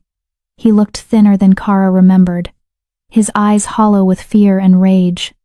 When he saw her enter on Elias's arm, marked and radiant, his expression twisted with hatred. Beside him sat his parents. Alpha Rolando looked defeated, his shoulders slumped. But Bridget sat upright, her face a mask of cold fury. She stared at Kara with such venom that several nearby wolves shifted uncomfortably. Gerard Sparks called the session to order. We are gathered to conclude the investigation into Crescent Moon Pack's financial practices and the charge of attempted murder against Beta Brent Hunter. His voice carried through the hall. Investigator Randy will present his findings. Randy stood, carrying a massive folder of evidence. For the next hour, he methodically laid out the case. Bank records showing systematic embezzlement, falsified investment documents, testimony from dozens of victims, evidence that Crescent Moon's leadership had stolen over $2 million from their own pack members over 5 years. The hall listened in stunned silence. Even packs who'd suspected corruption hadn't realized the scope of it. And now, Gerard said when Randy finished, we address the charge of attempted murder. Luna Queen Kara, please approach. Kara walked to the center of the hall, feeling every eye on her. She kept her spine straight, her voice steady as she recounted finding the ledgers, confronting Brent, and the carriage ride that nearly ended her life. He drugged me with wolfsbane, she said clearly. Enough to prevent shifting and slow my healing to a crawl. Then he threw me from the moving carriage into the forest during a snowstorm. He left me there to die, knowing I couldn't shift, couldn't call for help, couldn't survive. These are lies, Brent shouted from his seat. She ran away, got lost in the storm, and now she's making up stories to then explain the carriage driver's testimony, Gerard interrupted coldly. A nervous-looking wolf was brought forward, Leonard Dodson, the driver who'd served Crescent Moon Pack for 20 years. He wouldn't meet Brent's eyes as he spoke. Beta Brent ordered me to take a specific route that day. through the forest far from normal patrol paths. When we reached a certain point, he told me to stop the carriage and dismissed me. Leonard's voice shook. I heard Miss Kara the Luna Queen protesting, heard a scuffle. Then I saw the beta throw her from the carriage. She hit the ground hard, didn't move. He told me if I spoke of it to anyone, my family would suffer. You're a liar. Brent lunged against his chains. I paid you well, and this is how. You paid him to keep quiet about murder, Elias said, his voice cutting through the outburst. That's not loyalty. That's conspiracy. Gerard looked at Brent with disgust. Do you deny the charge of attempted murder? She was. Brent seemed to realize he had no defense. She threatened my family. Threatened to destroy us with lies about the investments. They weren't lies, Kara said, and threatening to expose criminal activity doesn't justify murder. Beta Brent Hunter. Gerard's voice rang with finality.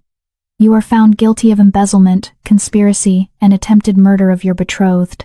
The council sentences you to life imprisonment in the Northern Penal Territory. You are stripped of your beta rank and expelled from Crescent Moon Pack. Brent sagged in his chains, the reality of his fate finally sinking in. Guards moved to escort him away.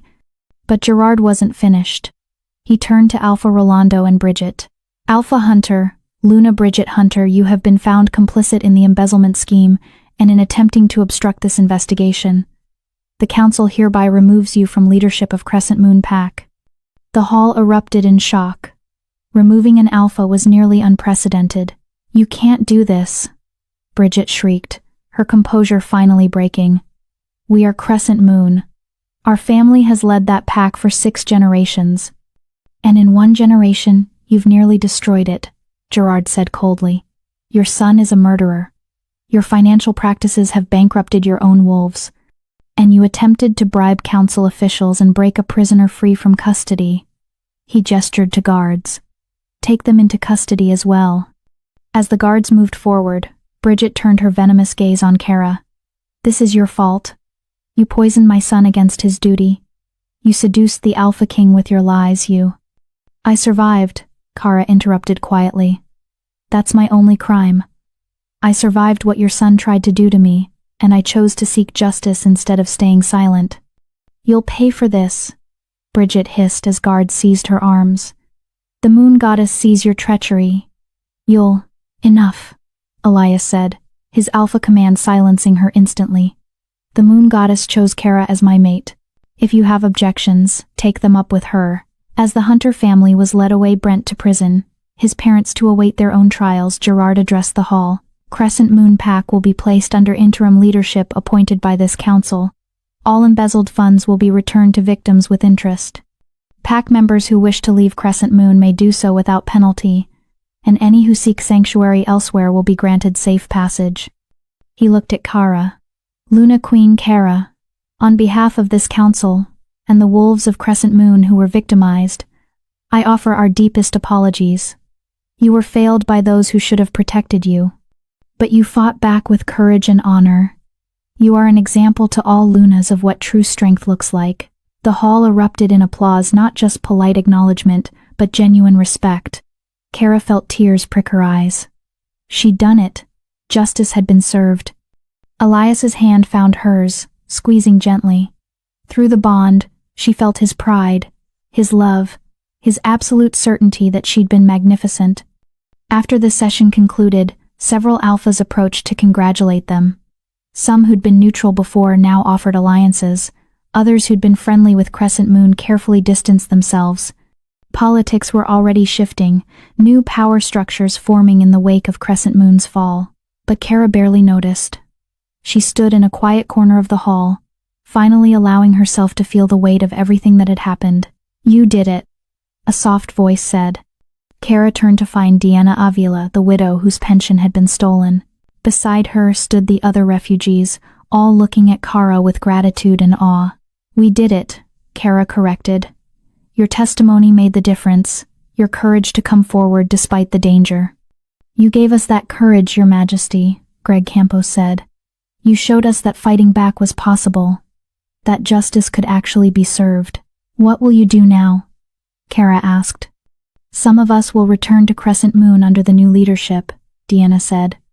Others have asked to stay in Northern Territory, if you'll have us. Of course. Kara smiled. You're packed now. For as long as you want to be.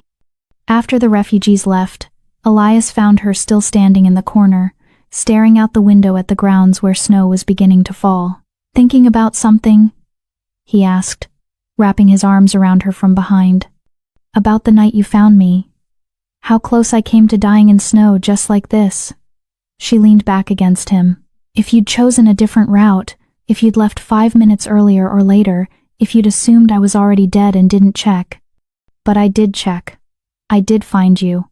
He turned her to face him. The moon goddess has a plan, even when we can't see it. She brought you to me. Gave me a mate who's strong enough to stand beside me, brave enough to fight her own battles, and stubborn enough to negotiate terms while dying. Kara laughed through tears she didn't remember starting to cry. I'm not that stubborn. You absolutely are. It's one of your best qualities. He kissed her forehead. Are you ready to go home? Home, she repeated, testing the word. Yes, I'm ready to go home.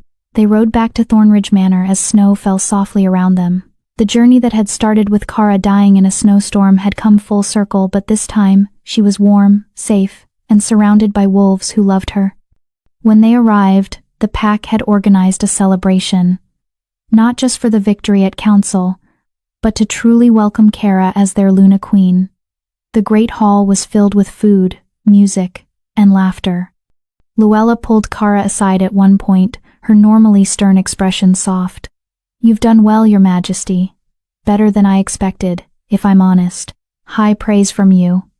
Kara teased. Don't let it go to your head. But Luella smiled. The pack loves you. They'd follow you into battle without hesitation. That's what makes a true Luna, not the title, but the loyalty you inspire.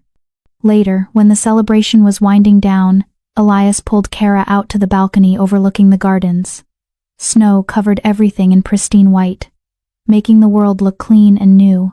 I have something for you, he said, pulling a small box from his pocket. We're already mated. What more could? Kara stopped when she saw what was inside. A ring.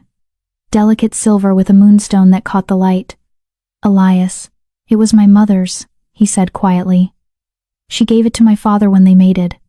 Told him it represented her promise to see him clearly, both the strength and the scars. He took the ring out, holding it carefully. I want you to have it. Not because tradition demands it, but because I choose you, Kara. Every day for the rest of my life. I choose you too, she whispered as he slipped the ring onto her finger. Even though you're stubborn and overprotective and terrible at expressing emotions without a strategic purpose, I'm working on that last part. I know. It's very entertaining to watch. She kissed him, soft and sweet. I love you, Elias, my alpha, my mate, my home. And I love you, little wolf, my Luna, my salvation, my everything. They stood there as snow fell around them, two wolves who'd found each other against impossible odds and built something beautiful from ashes and strategy and unexpected love. Kara had been left in the cold to die by a wolf who'd seen her as disposable. But she'd been found by a wolf who taught her what it meant to be chosen, to be valued, to be loved without conditions. And together, they'd proven that even the coldest nights could lead to the warmest futures if you were brave enough to survive them. Chapter 9. Sanctuary. 6 months later, Kara stood on the eastern balcony of Thornridge Manor, watching the sunrise paint the sky in shades of gold and rose. Her hand rested on the gentle swell of her stomach 4 months along now, carrying the pup that had been both a surprise and a blessing. Through the bond, she felt Elias approaching before she heard his footsteps. He wrapped his arms around her from behind, his hands covering hers over their growing child. You're up early, he murmured against her hair. Couldn't sleep. The pup's been restless. She leaned back against his chest. I think we're having a warrior. Already picking fights with my internal organs. Elias chuckled, the sound rumbling through his chest. Takes after her mother then. Her. Or him. I'm not particular. He turned her gently to face him. As long as both of you are healthy and safe, I'll be happy with whatever the moon goddess sends us. Kara smiled, touching his face. 6 months of peace had softened some of his harder edges. He laughed more now, smiled more easily, and had even started attending the pack celebrations instead of just making brief appearances. Being truly mated, truly happy, had changed them both. "The refugees are settling in well," she said. "Deanna's daughter just had her first shift last week, a beautiful silver wolf. And Greg's mate had their pup. They named her Hope." "Appropriate." Elias's expression turned thoughtful.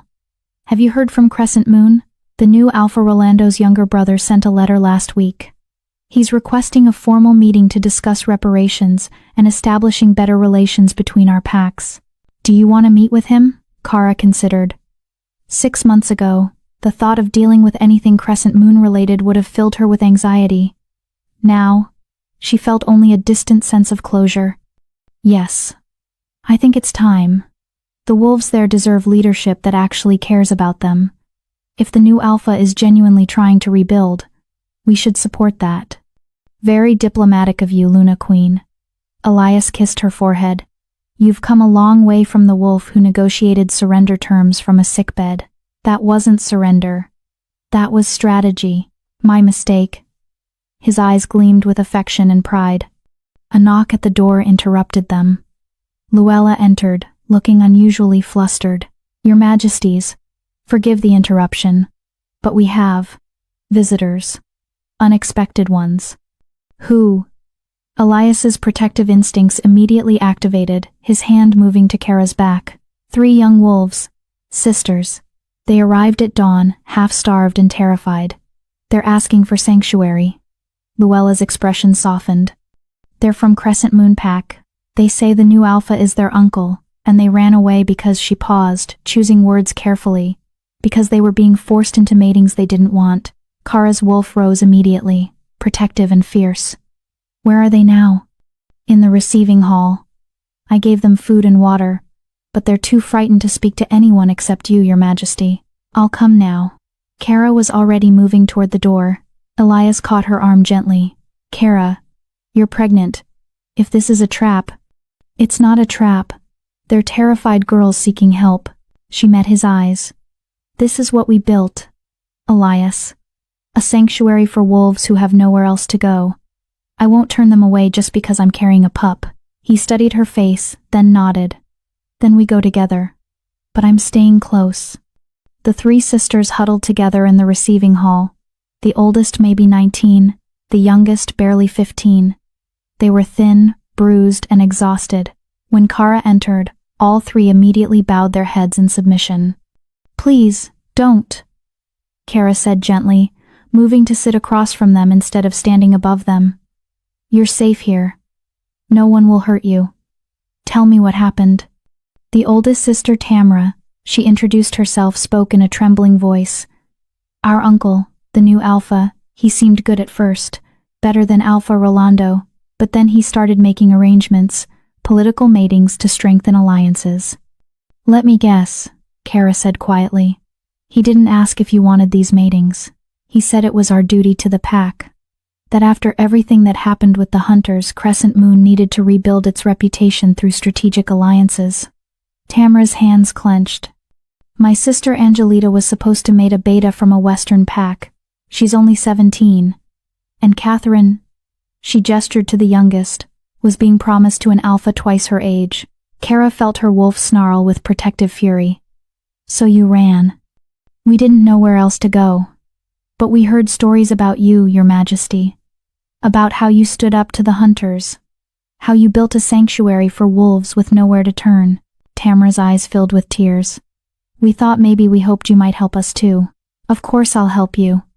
Kara looked at Elias, who nodded his agreement. "You're under Northern Territory protection now. Your uncle cannot force you to return, and he certainly cannot force you into unwanted matings. But he's an alpha," Catherine whispered. "He has rights." "He has no rights over wolves who seek sanctuary in my territory," Elias said, his voice carrying absolute authority. "You're safe here. That's a promise from the Alpha King." The relief on their faces was profound. Angelita actually started crying, deep sobs of released tension and fear. Luella stepped forward. I'll take them to the sanctuary wing, get them settled in proper rooms, and have the healer check them over. As the sisters were led away, Kara turned to Elias. We need to send a formal message to Crescent Moon's new alpha. Make it clear that forced matings are not acceptable, and that any wolf seeking sanctuary here will be protected. Agreed. Though he's not going to be happy about losing 3 potential political assets. Good. Let him be unhappy. Kara's voice was hard. I won't let what happened to me happen to other wolves. Not while I have the power to stop it. Elias pulled her close, careful of her pregnant belly. This is why the moon goddess chose you as my mate. You have a warrior's heart wrapped in compassion. You fight not for revenge, but for justice and protection. I fight because no one fought for me when I needed it, Kara said quietly. I won't let another wolf feel that alone. Over the next 2 weeks, more wolves arrived seeking sanctuary. Some from Crescent Moon, fleeing the new Alpha's aggressive alliance building. Others from packs across the territories Omega's escaping abuse. Young wolves running from forced matings. Elderly wolves abandoned by families who saw them as burdens. The sanctuary wing of Thornridge Manor, originally built for the refugee families, expanded to accommodate them all. Kara threw herself into the work, organizing resources, mediating disputes, and personally welcoming each new arrival. Elias watched with a mixture of pride and concern as his mate worked herself to exhaustion helping others.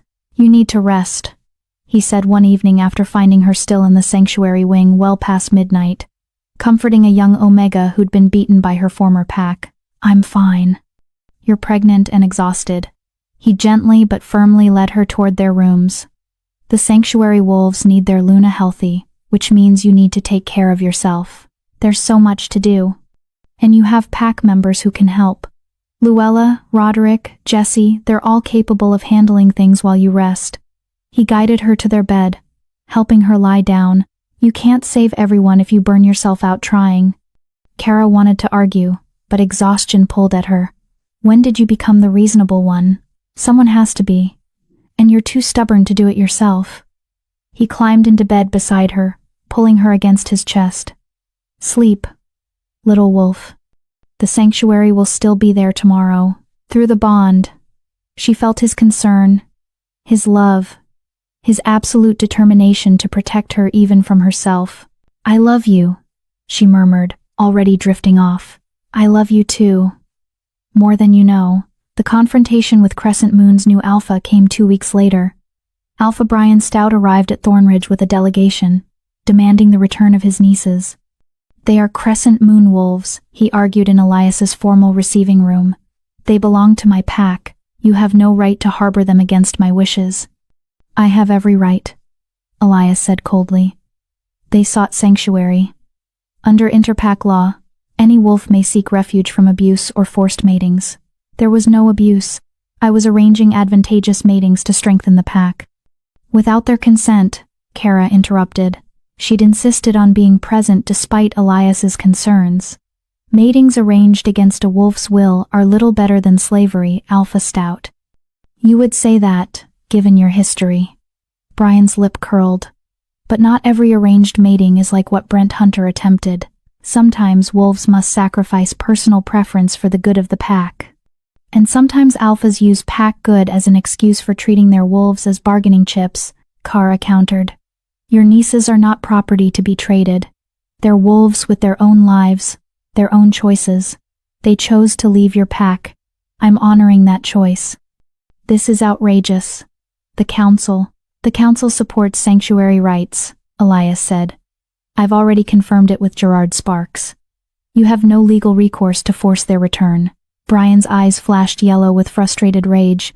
You're harboring my pack members. That's tantamount to an act of aggression. No, I'm protecting wolves who asked for help. There's a difference. Elias stood, using his superior height and alpha dominance to full effect. But if you want to call it aggression, by all means take it to the council. I'm sure they'll be very interested to hear about your forced mating practices. The threat was clear. Brian could push this, and risk investigation into his own pack's practices, or he could back down and accept the loss. After a long, tense moment, Brian backed down. Fine, keep them. But don't expect any cooperation from Crescent Moon in the future. I wasn't expecting any anyway, Elias said mildly. After Brian and his delegation left, Kara let out a breath she didn't realize she'd been holding. Well, that was unpleasant, but necessary. Elias pulled her close. You were magnificent. The way you stood up to him, defended those young wolves. He kissed her softly. I'm proud of you. I just did what was right. Exactly. That's what makes you a true Luna. He placed his hand gently on her belly. Our pup is going to have an incredible mother. Kara felt tears prick her eyes. Pregnancy hormones made her more emotional than usual. And an incredible father. One who supports his mate's crazy sanctuary projects even when they cause political headaches. They're not crazy. They're important. His voice turned serious. What you're building here, Kara, it's changing how packs think about protecting their vulnerable members. Other Lunas are watching you, learning from you. You're creating a legacy that will outlast both of us. A legacy built on survival and second chances. The best kind of legacy. He kissed her forehead. Now, come. You've had enough politics for one day. Let me feed you dinner, run you a bath, and take care of my pregnant mate properly. I'm not helpless, you know. I know. But you're also not alone anymore. Let me help carry the burden sometimes. Kara looked at this wolf who'd saved her life, married her for strategy, and somewhere along the way had become her true partner in every way that mattered. Okay, she said softly. You can take care of me. Just this once. I'll take what I can get, Elias said with a smile, leading her toward their private rooms. Through the bond, Kara felt his love, his pride, his absolute devotion. And she sent back the same gratitude for the second chance he'd given her, love for the wolf he'd become with her, and hope for the future they were building together. She'd been left to die in the cold by a wolf who saw her as disposable, but she'd been found by a wolf who taught her she was invaluable. And together, they were creating something beautiful. A sanctuary not just for homeless wolves, but for the love they'd found in the most unlikely circumstances. Chapter 10, Legacy. 1 year later. The autumn sun filtered through the trees surrounding Thornridge Manor, painting the grounds in shades of gold and crimson.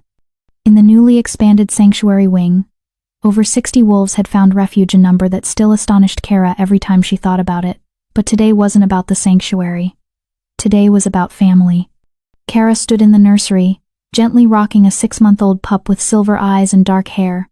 Her daughter, their daughter Hope Collins, named for the emotion that had carried Kara through her darkest moments. She has your eyes, Luella said from the doorway, her stern expression softened by genuine affection. And her father's stubborn temperament, I suspect. Definitely her father's temperament. Kara smiled as Hope grabbed her finger with surprising strength. She growled at Roderick yesterday during combat demonstrations. Actually growled. At 6 months old. Alpha blood runs strong. Luella moved into the room, her movements gentle despite her usual briskness. The Alpha King is looking for you, by the way. Something about the council sending another delegation. Kara sighed. Again? That's the 3rd one this month. Word of the sanctuary has spread. Other packs want to establish similar programs. They're seeking your guidance. I'm not an expert. I just did what felt right. That's precisely why they want to learn from you. Luella carefully took Hope from Kara's arms. Go. I'll watch the little Alpha.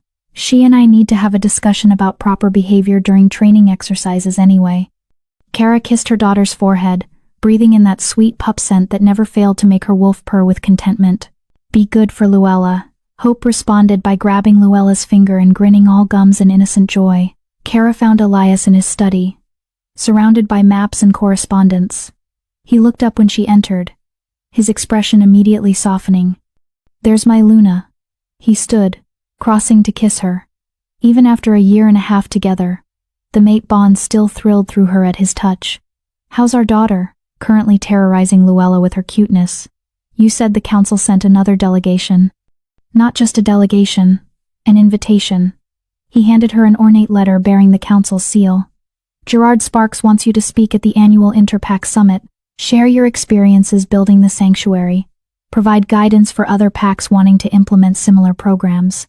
Kara's eyes widened. Me? Speak to every Alpha in the territories?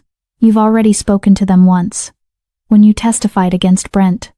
This time, you'll be speaking as an expert, a leader in wolf welfare. His pride flowed through the bond. They want to learn from you, Kara. I don't know what to say to them. Tell them the truth. Tell them what it was like to have nowhere to turn, no one to protect you. Tell them about the wolves you've helped Tamara and her sisters, Deanna and her family. Every wolf who found safety here when their own packs failed them. He took her hands. Tell them that compassion isn't weakness, it's strength. Kara thought about the journey that had brought her here, from dying in the snow to speaking at the Interpack Summit, from a nobody with no voice to a Luna Queen whose sanctuary program was changing how packs treated their vulnerable members. Will you come with me? She asked. Always. Wherever you go, I go. He kissed her forehead. Though I suspect you won't need me there. You're perfectly capable of facing down a room full of alphas on your own. I learned from the best. Flatterer. A commotion from outside caught their attention. Through the window, they saw Jesse running toward the manor, his expression urgent. That's not good, Elias muttered, already moving toward the door. They met Jesse in the entrance hall. He was breathing hard, having clearly run at full speed in wolf form before shifting. Your Majesties, we have a situation at the eastern border. A pack, maybe 50 wolves seeking sanctuary. But they're not refugees. They're warriors. Kara and Elias exchanged glances. Warriors seeking sanctuary was unusual and potentially dangerous. Who sent them? Elias asked. That's the thing, Your Majesty. They're from Crescent Moon Pack. Alpha Brian sent them. Jesse's expression was grim. He's dismantling his pack. An hour later, Kara and Elias stood at the eastern border, facing 50 battle-hardened wolves led by a scarred warrior who introduced himself as Aaron Darling. Alpha Brian is stepping down, Aaron explained, his voice weary. After your sanctuary became public knowledge, more wolves started questioning his leadership, demanding better treatment, refusing forced matings, calling for reforms. He shook his head. Brian couldn't handle it, couldn't adapt. So he's dissolving Crescent Moon Pack entirely. Wolves are scattering to different territories, seeking better leadership. And you're all coming here? Elias asked carefully. If you'll have us, Your Majesty. Aaron looked at Kara. We heard what you did. How you survived the hunters, built a sanctuary, protected wolves who had no one else. We want to serve a Luna like that. An Alpha King who supports her. Kara felt the weight of 50 pairs of eyes on her. These were warriors wolves who'd served Crescent Moon for generations. They were offering their loyalty, their strength, to her and Elias because of what the sanctuary represented. This isn't a decision I can make lightly, Elias said. Integrating 50 new wolves, especially former Crescent Moon warriors, requires careful planning. We understand, Your Majesty. We're willing to undergo any trials, any tests you require. Aaron's voice roughened. We want to serve a pack that actually cares about its members. All of them. Not just the strong or the politically useful. Kara touched Elias's arm. Through the bond she sent her thoughts. They're seeking exactly what I sought. A second chance. A place where they matter. I know. But it's a risk. Everything worth doing is. Elias studied the 50 warriors, then looked at Aaron. You'll undergo integration trials, training with our warriors, evaluation by our pack council. Proving your loyalty isn't just convenience. It won't be easy. We don't expect easy, Your Majesty. We expect fair. That's more than we had before. Then welcome to Northern Territory. Elias's voice carried the formal weight of acceptance. You are under my protection now. Betray that trust, and you'll face my justice. Uphold it. And you'll find a pack that fights for each other. The 50 warriors bowed as one, a gesture of respect and submission to their new Alpha King. As they were led toward the manor for processing, Kara leaned against Elias. We're going to need to expand the barracks. And the training yards. And probably the dining hall. He wrapped his arm around her shoulders. Your sanctuary program just absorbed an entire pack's worth of warriors. Our sanctuary program, she corrected. I couldn't do any of this without you. We make a good team, the best team. They watched the warriors disappear into the manor, the sun setting behind them in brilliant oranges and purples. Crescent Moon Pack is truly gone, Kara said quietly. The pack that tried to kill me, that hurt so many wolves it's dissolved. Does it feel like closure? It feels like justice. Not the revenge kind, but the rebuilding kind. She turned to face him. The wolves who served under corrupt leadership get a second chance. The sanctuary provides refuge for the vulnerable. And she placed her hand over his heart. We built something better from the ashes of what tried to destroy us. Elias covered her hand with his. I love you. Did I mention that today? Once or twice. But I don't mind hearing it again. I love you, Kara Collins. My mate, my Luna, my partner in building impossible dreams. He kissed her softly. And I'm grateful every day that I chose to stop on that forest road. Best decision you ever made? Second best. The first was marking you as mine. Also the most strategic? Also the most strategic, he agreed with a smile. Though somewhere between strategy and survival, it became the most important decision of my life. They walked back to the manor together, hand in hand, the mate bond humming contentedly between them. 3 months later, the Interpack Summit. Kara stood backstage at the Grand Hall, smoothing her formal Luna Queen attire for the 10th time.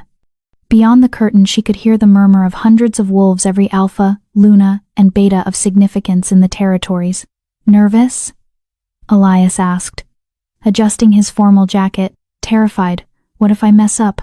What if they don't listen? What if... He silenced her with a kiss. You face down murderers, corrupt alphas, and me when I'm being unreasonable. You can handle a speech. You're never unreasonable. I'm frequently unreasonable. You just handle it well. He smiled. Now, go out there and show them why you're the Luna Queen everyone's talking about. Gerard Sparks's voice boomed through the hall. Distinguished guests, it is my honor to introduce Luna Queen Kara Collins of Northern Territory. She will speak to us about sanctuary, compassion, and the future of interpack relations. Kara took a deep breath, squared her shoulders, and walked onto the stage. Hundreds of eyes turned to her. For a moment, she was back in the snow, dying, powerless. Then she felt the mate bond Elias's steady presence, his absolute faith in her, and she remembered who she'd become. Thank you, Council Head Sparks, she began, her voice steady and clear. 1.5 years ago, I was dying in the snow, left there by wolves who saw me as disposable, as a problem to be eliminated. I had no power, no voice, no hope. The hall was silent, every wolf listening intently. I survived because one wolf chose compassion over convenience. Alpha King Elias found me, saved me, and gave me the protection I needed to seek justice. But more importantly, he gave me the opportunity to ensure other wolves wouldn't face the same abandonment I did. She walked to the center of the stage, making eye contact with alphas throughout the hall. The Northern Territory Sanctuary wasn't built on grand plans or political strategy. It was built on a simple truth. Every wolf deserves protection, care, and dignity. Not just the strong, not just the politically useful. Every wolf. She told them about Tamra and her sisters, escaping forced matings, about Deanna, reclaiming her stolen pension, about the 60 Crescent Moon warriors who chose loyalty to compassionate leadership over loyalty to corrupt tradition. In the past year, our sanctuary has provided refuge to over 80 wolves. Some stayed temporarily and returned to their packs when situations improved. Others made Northern Territory their permanent home. All of them found safety when they needed it most. Kara paused, letting her words sink in. I'm not here to lecture you about morality. I'm here to share what I've learned. Compassion isn't weakness. Protecting your vulnerable members isn't soft. It's the mark of a truly strong pack. Because a pack that cares for all its wolves, not just the powerful, earns loyalty that can't be bought or forced. She looked directly at several alphas she knew had been skeptical of the sanctuary program. Some of you think this makes me naive, that I'm creating a haven for weak wolves who should be cast out, but I've seen what those weak wolves can become when given a chance. Warriors who serve with absolute loyalty, healers who tend your wounded, teachers who pass on knowledge, elders who provide wisdom, all contributing to the pack's strength in different ways. Kara's voice strengthened with conviction. The old way of pack leadership, survival of the strongest. Discard the rest is dying. It died when Crescent Moon Pack collapsed under the weight of its own corruption. It died when wolves started choosing sanctuary over suffering.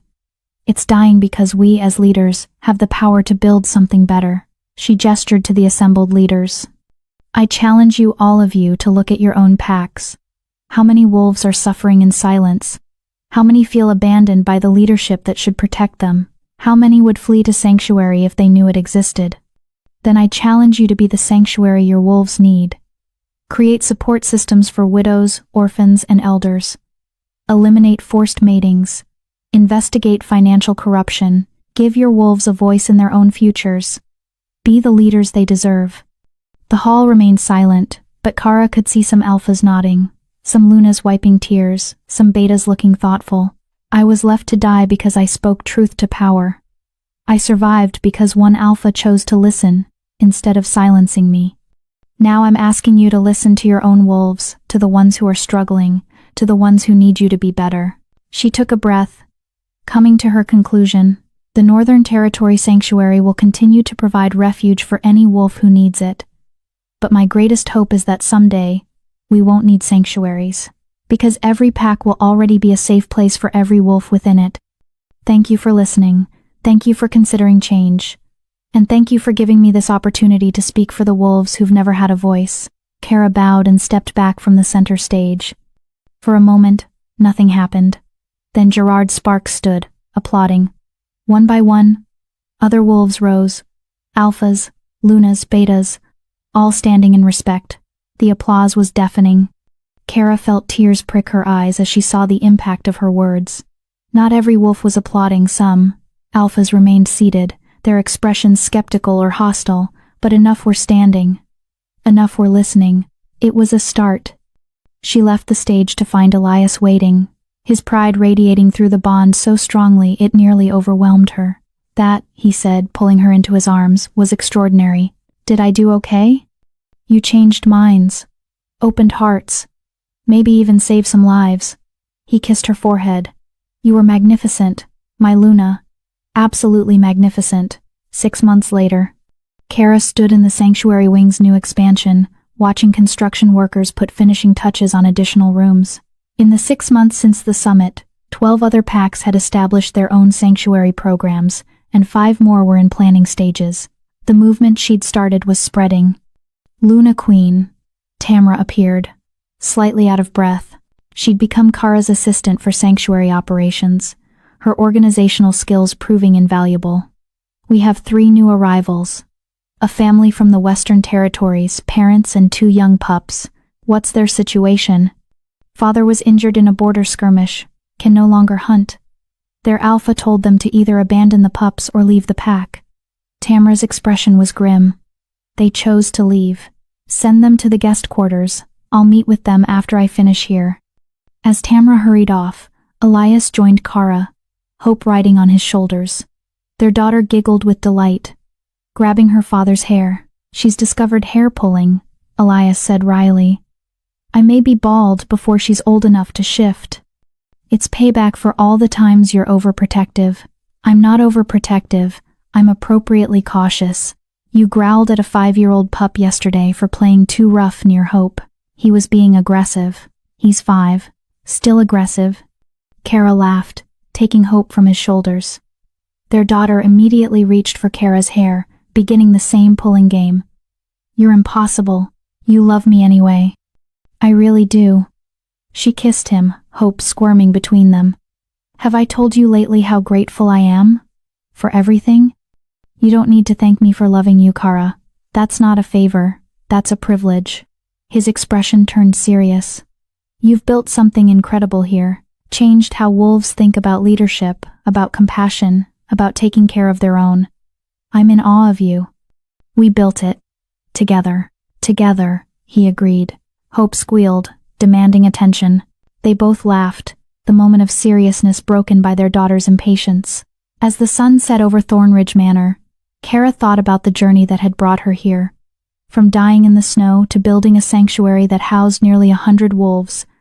From powerless victim to Luna Queen whose words carried weight at the highest levels of pack leadership, from abandoned and alone to mated, loved, and surrounded by family and pack, she'd been left in the cold by a wolf who'd seen her as disposable. She'd been found by a wolf who'd taught her she was invaluable, and together, they'd proven that the coldest betrayals could lead to the warmest loves, that survival could become strength, that victims could become advocates, and that a single choice on a snowy forest road could change not just 2 lives, but the future of every wolf in the territories. Kara looked at Elias, at their daughter, at the sanctuary they'd built, and the pack that had become her family. This was home. This was love. This was the legacy she'd built from ashes and snow, and a mate bond she'd never expected. And it was perfect. Epilogue. 5 years later. The monument stood in Thornridge's main courtyard, a statue of a white wolf and a black wolf standing side by side. At the base, an inscription read, "For every wolf who survived the cold and found warmth. For every wolf who was discarded and found value. For every wolf who needed sanctuary and found home. May you always be seen, heard, and cherished." Below that, a list of names every wolf who'd passed through the sanctuary in its 5 years of operation. Some had stayed, some had returned to their original packs, some had joined other territories, but all had found safety when they needed it most. Kara stood before the monument with Elias, Hope now 5 years old and already showing signs of alpha dominance. Beside Hope stood their son, 2-year-old Thomas, named for Elias's father who died too young. "Mama, why is there a statue of you and Papa?" Hope asked, her silver eyes curious. "It's not just us, sweetheart. It's for every wolf who was brave enough to ask for help, and every wolf who was kind enough to give it. Like the sanctuary wolves?" "Exactly like the sanctuary wolves." Thomas tugged on Elias's hand. "Papa, can we play?" "Soon, little Alpha. First, we have visitors." A delegation was arriving, alphas from 10 different packs, all coming to tour